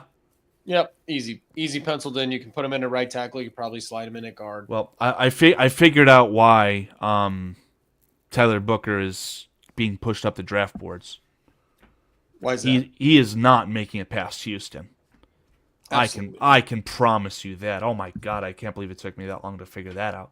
Cameron Williams, sure, he got absolutely embarrassed, by the way. This is going to be a bust-out flame pick. They already did that with their quarterback selection a couple years ago as well, so whatever they do in this draft is irrelevant. I say that like a quarter joking. Am I the one to decide for the Rams here?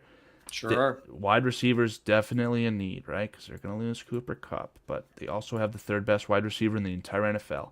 Is Emeka Egbuka a fit here? Yeah, Ooh. he is. Yeah, he is. I'm almost going to pencil that in immediately. I'll take a look at the all. If you guys are in chat, you guys know what the draft order is. You can see, if you're listening to my voice, we're about to end the first round somewhat. We're in the playoff teams. If you can think of a fit that you guys love, let's hear it. Benjamin Morrison. What do they need again? It says they need quarterback. They already know that. Stafford's just sick of it. It just feels like Egbuka, man. Like, you're going to trade away a crafty slot Triple Crown winner. He's the perfect wide receiver, too, in the NFL behind the great Puka Nacua. I love Egbuka here. I'm sorry. I love that. I agree. The Ravens secondary has been mediocre at best. They picked it up halfway through the year, but Marlon Humphrey's not getting any younger. Kyle Hamilton needs a partner to kind of go into that secondary moving forward. Their defensive line is pretty much a free agency, whatever you would call it, like a free agency landslide. So I'm going to go ahead. If you go to the corner, we're going Benjamin Morrison at corner for Baltimore. Cute little storyline there. Notre Dame teammates probably reuniting with Kyle Hamilton, I believe. Yeah, that's a good call. So, yeah, definitely I could see that happening all day. The Lions, we alluded to this earlier as well. In this exercise, the Lions have not acquired Myles Garrett. And if this player was to be available to them, I think that the Lions would have no issues with taking Mike Green. It just feels like the perfect player to pair with Aiden Hutchinson, and the grit and the aggressive nature of their head coach. It just makes too much sense to me, man. Yep. Washington is kind of in a weird spot where they need young people at every position, and at this point, interior defensive line is probably the most versatile, but which is what they don't need. If you go down, I guess just out of pure what they need and protecting Jalen, little Jalen. Look at Ronsky. I think Ronsky was one of the people abusing me in my mock draft video. He said Detroit Lions quarterback is changing his first name to Jack. Jack Goff. That's amazing. Jack Goff. That's incredible. Oh, Ronsky. That's fantastic. Ronsky, you need to be posted for that. Good job, Ronsky. Just out of pure offensive line need, because I think Washington, once they lost, who was it, Kevin Zeitler or something like that, they fucking absolutely could. No, Sam Cosmi, the iconic Sam Cosmi. His name reminds me of Cosmix, the place in Naperville. That's just like a spinoff of McDonald's. Anyway. Yeah, so BPA in terms of offensive linemen, I think that's where we're going here. Ahmad Memboom. Yeah, I mean, this is definitely a kid that Mr. Dane Brugler had very high remarks on, right? When we're talking, yeah, right here, athletic. That's the word that I'd be looking for in an offensive lineman playing in front of the greatest running back in the NFL, little Jaden Daniels, right? I love you, Jaden. Mm-hmm. You gave us our head coach. Thank you. Membo here to the Redskins makes so much sense. The Bills in this exercise have also not acquired Myles Garrett. I would have to imagine, yep, they're in kind of a win now mode, and they have to definitely replace Von Miller. But in the same breath, I mean, this Walter Nolan guy is starting to stick out to me, and he seems, I don't know, it just doesn't. He's not a need for them, right? Um, I mean, their safety play is terrible. Their secondary is just bad too, though. So I would argue, other than Ed Oliver, they really just don't have any linemen left. Yeah, and Ed Oliver's like a fringe Hall of Famer. I absolutely adore him. This Jahad Barron, I remember hearing his name going into the season, and he was a lot more highly touted, but something happened for him to be like lower down. Kind of maybe a very cold take, an unpopular take. I feel like I would love Barron on the Bears so that we didn't have to play the experiment anymore with Brisker, but that would be such a waste of a pick. I don't know, man. Do you have any issues with Walter Nolan going here? I mean, he feels like a first-round pick to me. I don't. Struggles with consistency. That might be a very high upside pick that the Bills decide to make in their. Let's be honest. The Bills are trading up to the mid-20s to take somebody we have no idea who the fuck.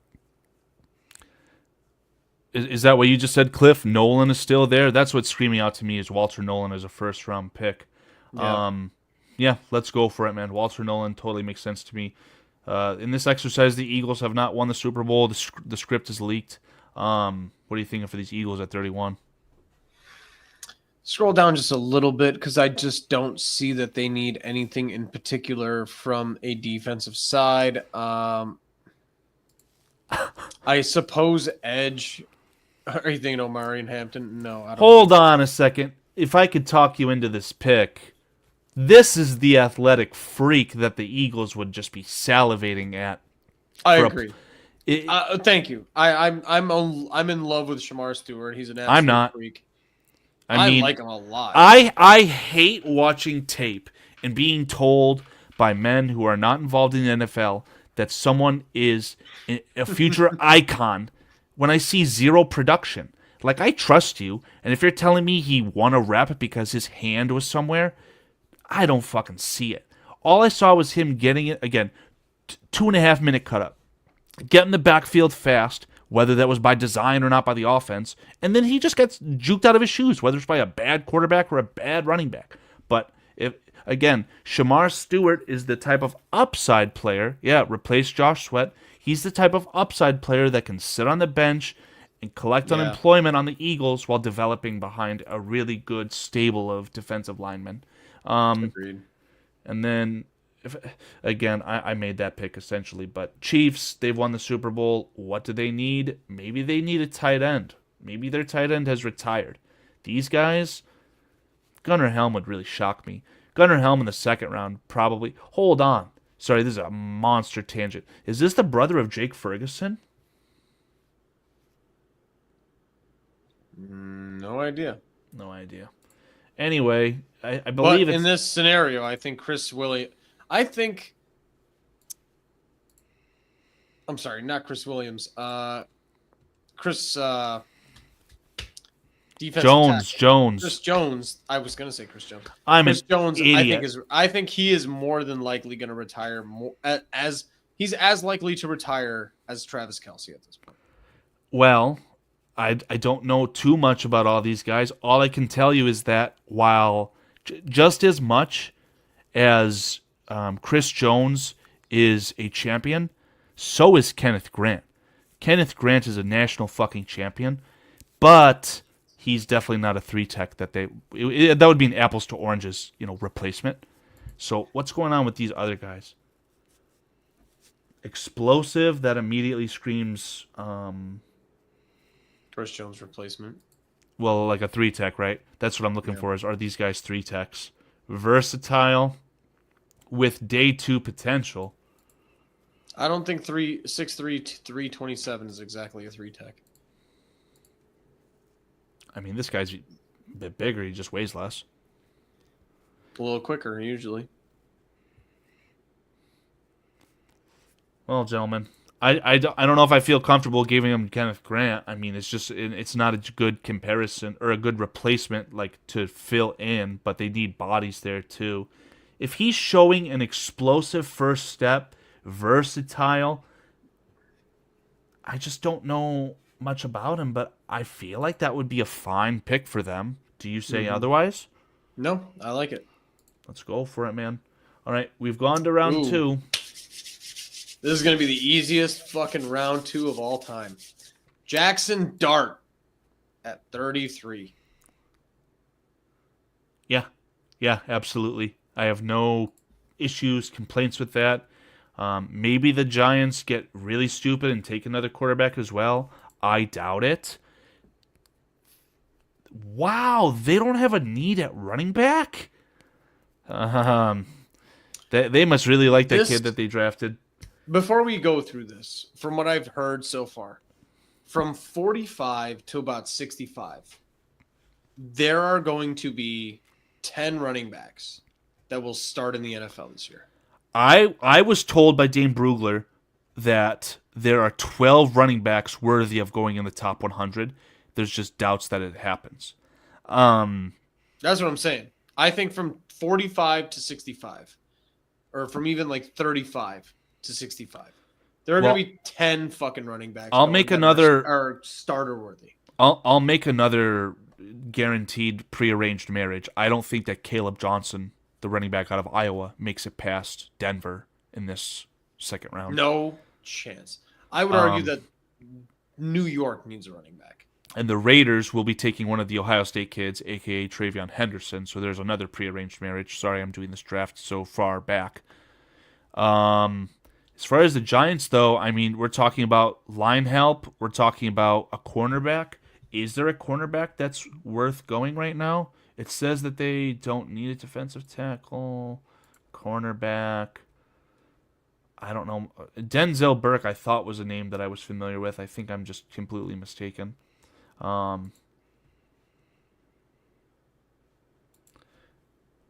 are you leaning towards as far as just the need? If they've already drafted a quarterback, I think with the depth and defense, I think right now, after getting rid of Leonard Williams, I think they just need to get defensive line depth. I think when you're starting a rebuild like the Giants, you get Cam Ward, you get a defensive lineman. I think that's a good start. Okay, well, I mean, the only one that I can vouch for at this point is Kenneth Grant, and it feels like that would be a fine pairing for them, so let's just go that route. What about your Titans? Sheesh. I think the Titans need a lot of fucking help. They don't need defensive line. I think that's the only area that they could say that they're covered. L'Jarius Sneed is pretty decent still at cornerback, but they probably need him on the opposite side. L'Jarius Sneed was really bad this year. Xavier Watts is a name I've heard a lot. Yes. Just being very rangy, and they need a safety, so I'm going to just say Xavier Watts and keep this draft going. And you don't think it's quarterback for these guys because they took Abdul Carter? Not at this point, because I think they'll get somebody at the top of the third round, like Will Howard, or if you, scroll down a little bit. I think one of those. I don't think there's going to be a run on quarterbacks in the second round. I can't fathom all these. Quinn Ewers should be available at the end of the second round, top of the third. And at that point, I'd be okay with that with Will Levis. Like, this is just not the draft for quarterbacks. I'm also going to say something else stupid because this quarterback right here is terrible, right? Like, he was one of the first NIL kids to get the deal because of his last name, and he's terrible. But I really wouldn't be surprised if he was the player that stuck around in the NFL the longest just because he had the prowess. But, like, these quarterbacks in this draft are just god-awful. Fucking horrible. Again, your selection was Xavier Watts? Yes. Okay. So, Jaguars, they just took the most polarizing, literally on the field as well, player with Travis Hunter, right? So, after your conversation with Taylor Dahl yesterday, you're saying that they also probably need offensive line help at this point? I would think so. Is Wyatt Millum? This Jonah guy, that was definitely a name that I heard for the Bears a while ago. I don't care if he's at 42. I think that these tackles are going to be going a little bit sooner. I know what the pick is at 37. So do you want to make a pick for the Jaguars at 36? I don't know what your pick is at 37. So It's going to be Travion Henderson out of Ohio State. Ah, you son of a bitch. Yeah, he's so fucking good. Well, what it is that Chip Kelly, if you guys didn't know, was brought to Las Vegas, to be the offensive coordinator, the former Ohio State offensive coordinator. So he's just going to bring his kid back. A lot of momentum for Travion Henderson. It pains me to say that he's going to be drafted before Omarion Hampton, but I think he will because... Karl, I got bad news for you. I think Travion Henderson's the best well-rounded back in this entire fucking draft. Okay, well, couple different things. When Dane Brugler was asked about the running backs, and obviously from the Bears panel that asked him, they asked about the Knuckles or Sonic situation, right? So, as far as your Sonic, Travion Henderson is the player who's the most explosive, the fastest. And then as far as your Knuckles... He's the best pass blocker in the draft. I disagree as well. Cam Scattaboo was your Knuckles, right? But for both, the best both in this draft is Omarion Hampton. And I love Omarion Hampton's pass blocking as well. I've seen a lot of good pass pro reps from him. I don't care if I've seen like one bad rep from him. He's great. Again, we're talking about the Jaguars real quick. Let's keep it simple with the Jaguars. Let's just go with Jonah. The offensive line. Yeah, Jonah. Yeah. This Jonah, and then running back definitely Quid. I'm sorry, it was Travion Henderson's going to the Raiders at 37. Yep. 38. We're getting mixed up. I think I'm supposed to be the one to make the even picks. So after they've taken a tackle / guard and Will Campbell, I still feel like they're going to build up the edges or the trenches. I'm sorry. Yeah. What's this Tyleik Williams? Yeah. What's this Tyleik Williams guy doing? Oh, looks like a solid rotational 3-tech / nose tackle. Lots of potential. A dominant physical profile. I can already hear him being compared to the should-be Hall of Famer. I can't think of his name. Vince Wilfork? Yeah, I mean, there's apples to oranges on the body, right? But definitely I could see that. And he ain't getting past Mike Vrabel. He's a champion, and there's some loose ties for Vrabel to Ohio State. So, yeah, let's have Tyleik Williams go to these guys. And I think you're on the clock here with the Bears.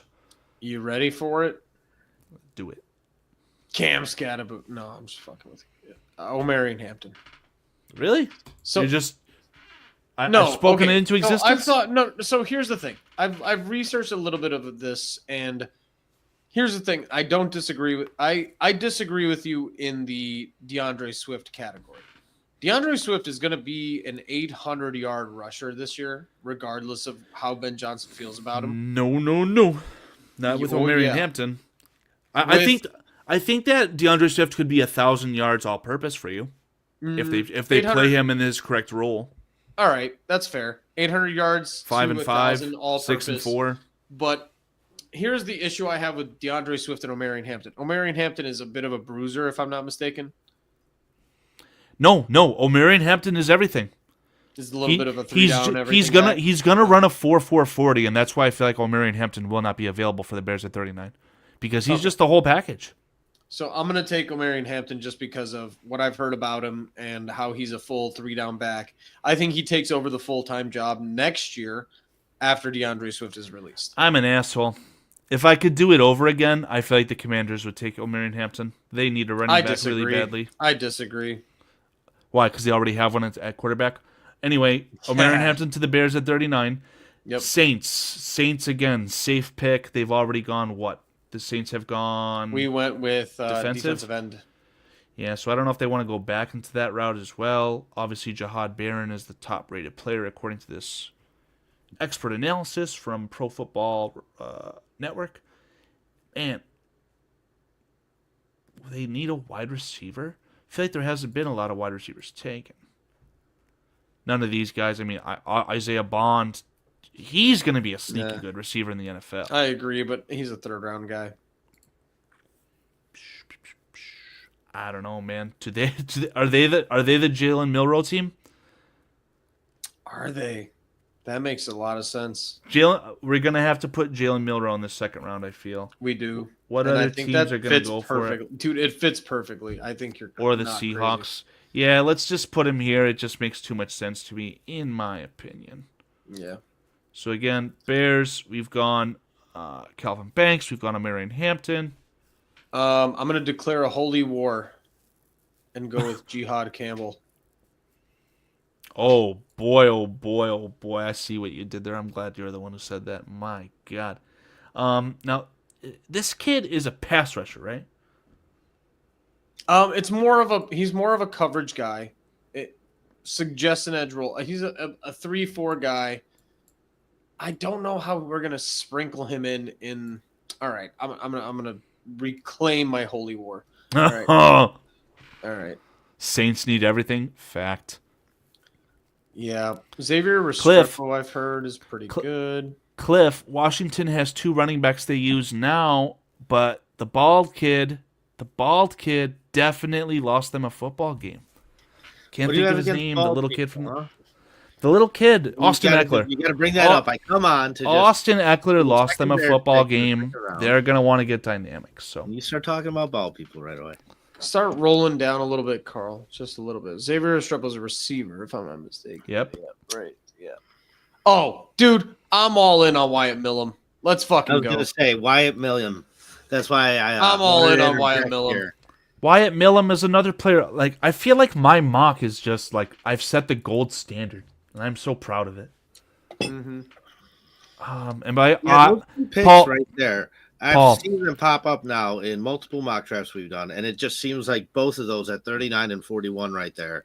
If you could get those 2 guys there, it seems like it's just made to be. Yeah, Paul. I want to hop on and say that with you guys real Paul, quick. you need to yell at me when I call that my mock, because it's not my mock, it is our mock. And for anyone who is disrespecting Paul, some asshole in the comment section, fuck you.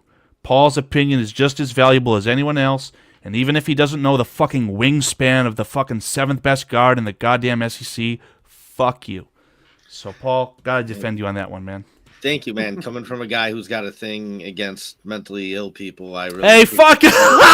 Threw me right back under the bus. It could be a lead there. And well, really if I could go back, I'd mock Kyron Lacey to the Bears at 41 then and hope that he can fucking produce. Well, good to see you, Paul. Yeah, Jesus. thank you, guys. Appreciate you. So far, I'm going to let you get back to it. So, right. Thank you, guys. Imagine the Chiefs 3-peat and then trade Justin Smith. What is going on here? Bradley, I don't know what's going on, bro. Anyway, am I the one making this pick at 42 for the sure Jets? Are, buddy. Oh, my God. What have they gone at this point? Does it matter? They ended up doing something silly. Cornerback Will Johnson, that's not silly at all. So their secondary is fine. Are they going to double dip at secondary? I doubt it. Is this where another quarterback goes? Like Quinn Ewers? I don't know about that. That feels kind of silly. Do they need a tight end? And are these tight ends ready to go here? What's this Jihad Campbell up to again? Holy War? He's they basically drafted him last year with that overly skinny kid that they took. Who's an exclusive pass rusher? I forgot his name. Are you sure that's the Jets, not the Eagles? Yeah, but they traded him to the Jets from the Eagles as part of the Hassan Reddick thing. Wait, no, that would be backwards then. No. I'm sorry. So yeah, no. They did draft him, and they kept him. Hold on, let me look this up for you. Jets will do something stupid they usually do. Like, these wide receivers are going to get pushed up because of their 40-yard dash times, even though we probably already know what they are, right? I'm telling you guys, Isaiah Bond is going to be a good football player, man. Kyron Lacey. What's going on here? Will McDonald. They took him 2 years ago. Will McDonald, in 2023, 15th overall. He was 6'3", 230 pounds. And the Jets also have an iconic. I think his last name is McGregor. He's one of the heroes of the national champion team for Michigan. He's an edge rusher as well, so they don't want to just bury him. In my opinion, who the fuck is that guy? I know. I love the kid. Is this a running back destination like I had alluded to? I don't think so, buddy. Cam Scatterboo. You're not going to like what I have to say about the 49ers if you want Cam Scatterboo. I'm deep in the fucking tank, man. I have no idea. I mean, I could literally see them taking a tight end out of Bowling Green. Let's keep this simple. Let's just put it on screen so that Cliff sees it and so that the viewing audience can see later on. Jets will usually do something stupid. They usually do. And with the 42nd pick in the 2025 NFL Draft, the New York Jets select Harold Fannin Jr., tight end out of Bowling Green. That is as justifiable as I can make it. Caleb Johnson to the Niners. Sure. Pencil it in. I mean, again, I think that Caleb Johnson is a much better fit for the Broncos, and we're obviously far off from there. But you don't think Cam Scatterboo goes here either? No. Okay. I think Cam Scatterboo is a little bit more of like a all-production type of guy, but I think in terms of what we're looking at with all well-rounded and Kyle Shanahan, I think Caleb Johnson is perfect. Yeah, especially after there's still some Achilles issues for McCaffrey. Like they fair play to them. They got a good trade package put together to acquire McCaffrey, but then shame on them for running him into the fucking ground. And I don't know if it was Kyle Shanahan or McCaffrey himself who wanted to get that touchdown record. He got it, but he didn't get a Super Bowl ring. And I hope that it's different this time around for Saquon Barkley. Mm-hmm. The Cowboys, I have been hearing that they want a wide receiver as well. There's your Isaiah Bond. I keep saying Isaiah Bond, man. Like, it makes so much sense. I'm just gonna do it. No thought into it because again, I'm just feel that strongly on that kid being a good wide receiver in the NFL. Colts at 45 after taking a tight end. Minus Kenny, what the fuck is his Moore name? the third. Kenny Moore the third. I can't name a single secondary player, so I'm gonna go BPA with Jahdae Barron. Yeah, and keep it simple. The Falcons at pick 46 after taking, I have no idea what it is. There's your holy war. Benjamin? Oh, never mind. Nope. Yeah? You think so? I mean, they just need something, right? It doesn't say that they need a linebacker, but their defense is definitely lacking. I can tell you they don't need offensive line help, even if they lose Drew Dalman or whoever that guy is. They don't need offensive line help. They've invested like 5 first-round picks into it. There's proof in the pudding, by the way. You know, you guys want an offensive line so badly. Ha ha ha. Falcons got it. They don't have a quarterback. Trey Amos? Is this? You said they have a secondary, so I'm going to say with Landon Jackson has been a name I've been hearing about a lot. But that's the guy that we selected in our mock draft, and he's definitely he's the prototypical Dennis Allen 4-3 defensive end. Yeah. So I don't know what the Falcons play on defense. I can't think of it. I think it's 4-3. Pretty standard 4-3, yeah. If you hold on. We did take Princely Amwalium. I heard that name today too. Yeah, Princely I think is a good fit here just for the simple fact that he's probably going to be selected well before pick 46. So let's go Princely. Cardinals again, they've got no one on defense. Yeah, I mean, it's not an I like this Jihad Campbell if you're okay with it actually. Cuz you said that Cardinals he's like running more of a 3-4. He's like 3-4, very representative of what the Vikings do without playing any defensive tackles. Yeah, versatile linebacker, yeah. Yeah, let's go that. I like that a lot. Now we're looking at the Dolphins again after selecting, can't remember. Tyler Booker. Jalen Ramsey is their only cornerback at this point, so I think a nice corner there with Trey Amos would make sense. Says they need line safety, but I mean, they could just figure that situation out. I'm definitely okay with Amos being selected here. Bengals, after they've selected, what did they select? Malachi Starks, the safety. It doesn't say that the team needs a wide receiver now, but they would need a wide receiver to replace T. Higgins potentially. It just something tells me that they're going to be the one who goes offensive line as well. I disagree. I think their defense has been what let them down the last 3-4 years. So they're going to invest heavily on defense and then just They just brought in the Notre Dame guy as well. Is there any Notre Dame Landon defense? Jackson. I mean, Trey Hendrickson is like 31 at this point. It doesn't say they need it, but they need some pass rush. What's this Deion Walker guy? Holy fuck. 6'7", 340. That's a goddamn boy in the middle. That makes perfect sense. That's what they need. Give me Deion Walker. Yeah, let's go for it. Not want this to be lost in translation as well. The Bengals have the great Chris Jenkins Jr., the mutant from Michigan, so he's going to hopefully flourish next to that kid. He's definitely a three. He's a 3-tech. Cliff Victoria asks, who names a kid Jihad? Holy war. This is unbelievable.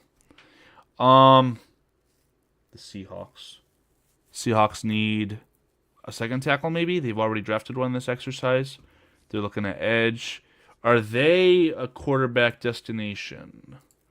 Something tells me they are, but is Quinn Ewers going at pick 50? Doesn't feel I think there's a run on quarterbacks coming, but I don't think it's right now. I mean, do they need an edge?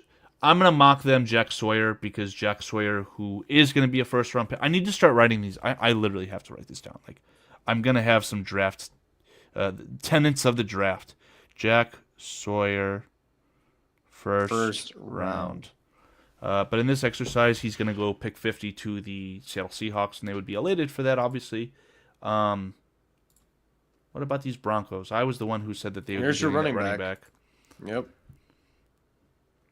We're going with Cam Scattaboo. Don't they have like a really bad bruiser? Is it Javonte Williams or did he leave? Yeah, but he's absolutely useless. Okay. I mean, I like the CT connection with the mastermind, Sean Payton. Let's go Cam Scattaboo here. Fantastic. Seahawks. Steelers. Now, is this the Quinn Ewers destination for the Steelers?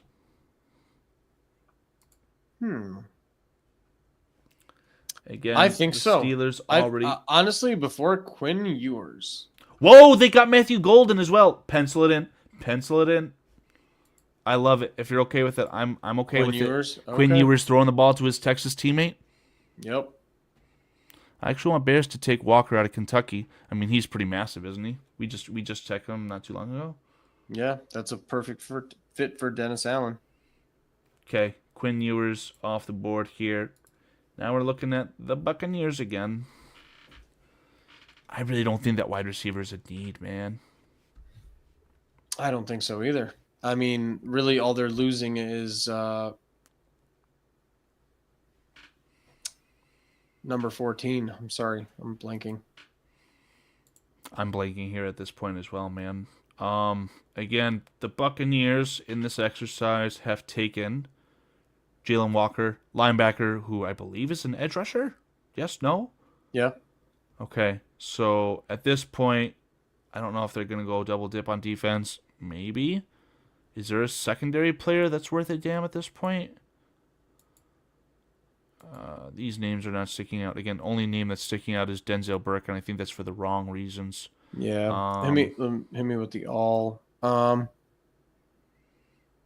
Landon Jackson screams replacement for Shaq Barrett long term. So I'm gonna go double dip on defense and take Landon Jackson.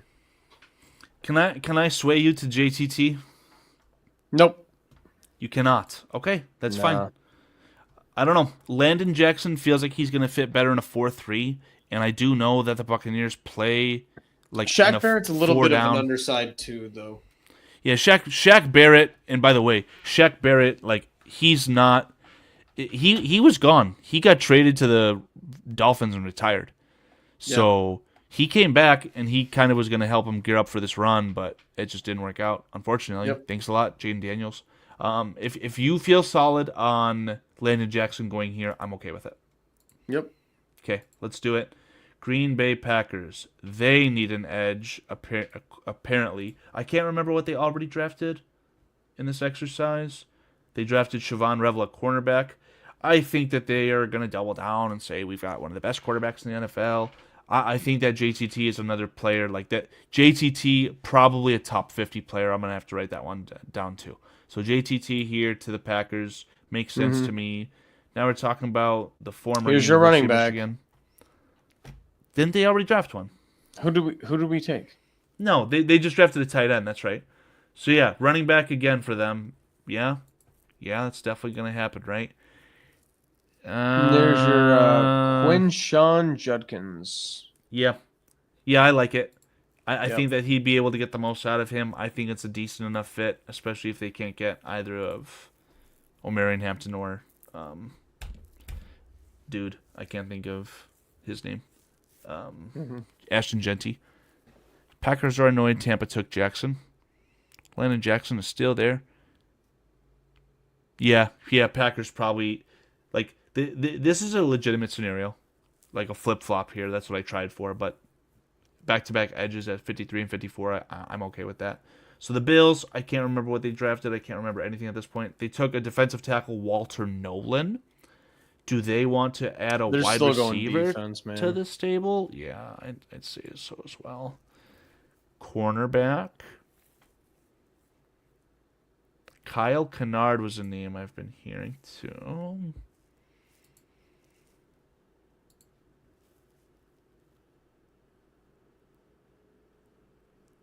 God, I'm for the wrong reasons. I see T.J. Sanders, South Carolina defensive tackle, and I just think of Zach Pickens, and it just makes me cringe. Any inkling as far as the Bills? You said defense, right? I think so. I mean, according to this analysis, after this cornerback, there's a huge drop off. So, do you have any issues with the Bills taking a corner? None. Okay. I'm all for it, man. Panthers, I can't remember what they took. Oh, wide receiver. Now it feels like they also have to go defense. I agree.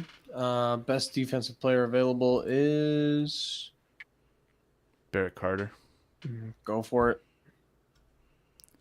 Maybe they'll be the stupid one. Do they need a tackle? No, apparently not. They need edge help. What's this kid doing?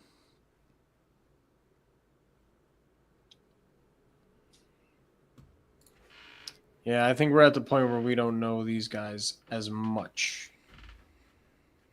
By the draft, we will all know these. Yeah. I'm going to do... is this a kid who just had all the tools? Yeah. No, I think that they need some sort of spark at the edge. So this Donovan guy, I'm going to go here. Unless the Spirit Carter is the same thing. The longevity...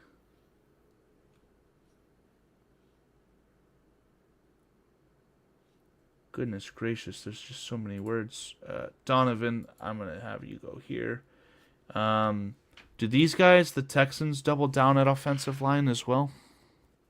What did they take? Jesus Christ. We did take an offensive lineman. Yeah, Cameron Williams, a tackle. They might want to double up and go interior, but they're not going to both start. I mean, they might. I would take defense with D'Amico Ryans and how he loves linebacker play. What also, they need a wide. No, they need a wide receiver desperately after Stephon Diggs and Tank Dell being out.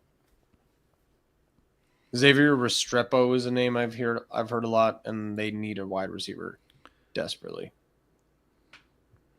Is this another pipsqueak though? Like, are they just like it is? It's white flagging on Tank Dell's career being over? I mean, wouldn't you? C.J. Stroud wouldn't like that, I can tell you that. Yeah, I mean, find holes in coverages. This feels like it would be a good, match with C.J. Stroud. So let's just go with this guy. I have no issues with it. So why is this Trey Harris guy falling so far? 6'2", 205. Really not that big. He's kind of tall. I mean, we're looking at it like this just feels like another Baltimore Ravens move for them to take a wide receiver. Absolutely. Though. All right, let's just throw it up. I'm okay with that. Lions. I'm gonna go. Can I give you one? Yeah. Will Howard. Quarterback? Yeah. For these guys? Yeah. Goodness gracious, that's. I don't believe in Jared Goff in the next 2-3 years. I feel like they will elect to go a different route, but if that's what you feel like, I mean, you're the evens, buddy. I'm just giving you a suggestion. they took Mike Green. Do they need an offensive lineman to replace like Zeitler? I don't think so. I think they have the replacement on the roster already. Um, I would tell you that they absolutely like require a cornerback to compete because again, Terry and Arnold has already busted out of the NFL in my mind. Um, but this just doesn't seem like it's lining up. There's no way that they go back to back defensive line though. I'm in San Juan. They're probably going to take someone terrible. Let's go. Let's go for it. I don't care. Will Howard at quarterback. I'm all for it. Now we're talking about Redskins after they passed up a running back. DJ Giddens, is this the scat back, quote unquote? Let's do it. Pencil him in.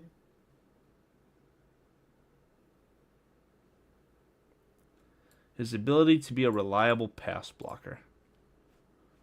Yeah, I mean, again, I feel strongly on these running backs going this high. Yep. Bills took what again? A defensive we took tackler. a defensive lineman. Yeah, Walter Nolan. So, as far as our needs, they wouldn't pass on a good tackle if one was there, but where would he play? He wouldn't play right tackle, or he wouldn't play left tackle anyway. Wide receiver. I'm deep in the tank at this point, man. Is there a like Kyle Kennard?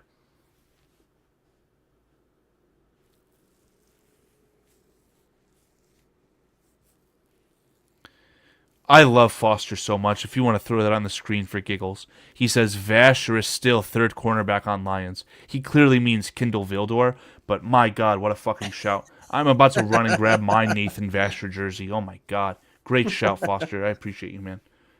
Oh my God. Throw up Kyle Kennard for the Bills? I don't know. See, this is where I disagree with Foster. I think they are better as a wide receiver by committee. And they're supposed to have two really good tight ends, but we all know that one of them lost that football game for them. So yeah. I'm hearing that this tight end class is very, very deep. Like Gunnar Helm is good. Maybe Gunnar Helm might be a good fit for the Redskins.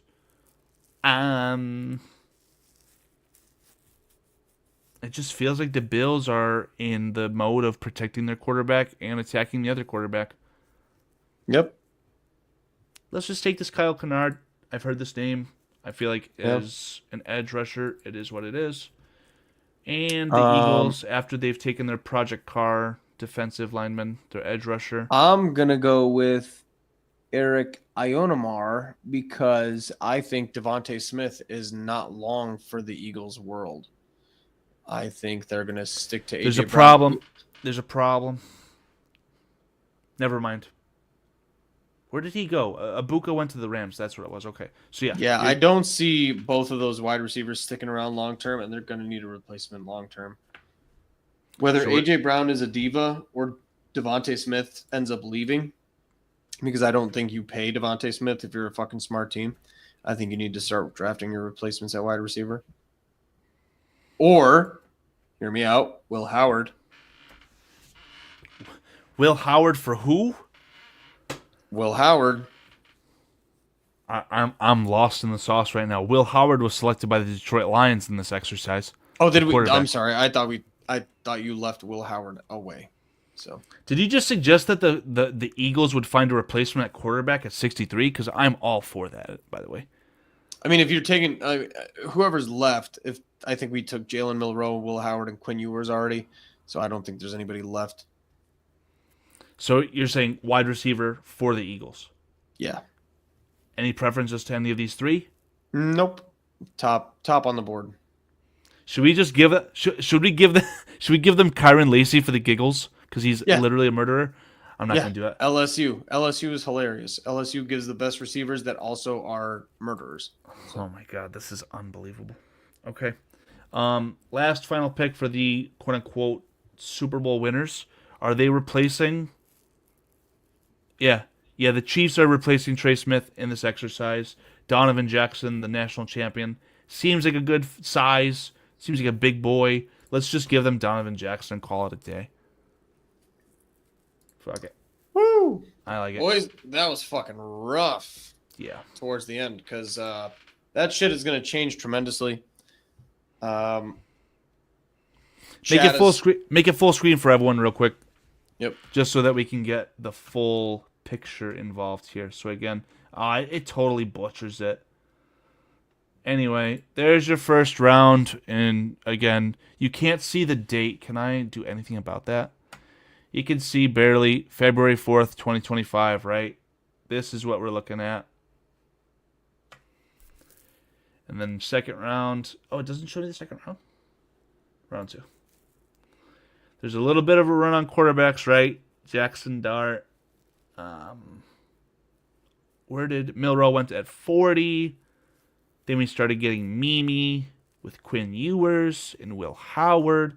So I think the draft speaks for itself. There's a lot of question marks. Obviously, I'm gonna see if I can download these later, the pictures, and just like. Yeah, and this shit's gonna change tremendously within the next month or two. So, fun shit. Thanks, boys. 2 hours long.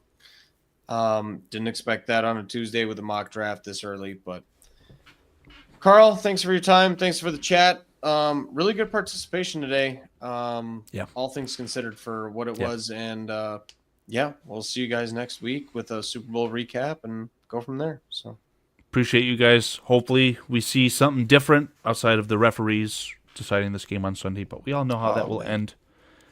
Chat, you guys have been fantastic. Cannot say thank you enough. Truly can. Thank you, chat, and we'll see you guys next week. Peace out, y'all.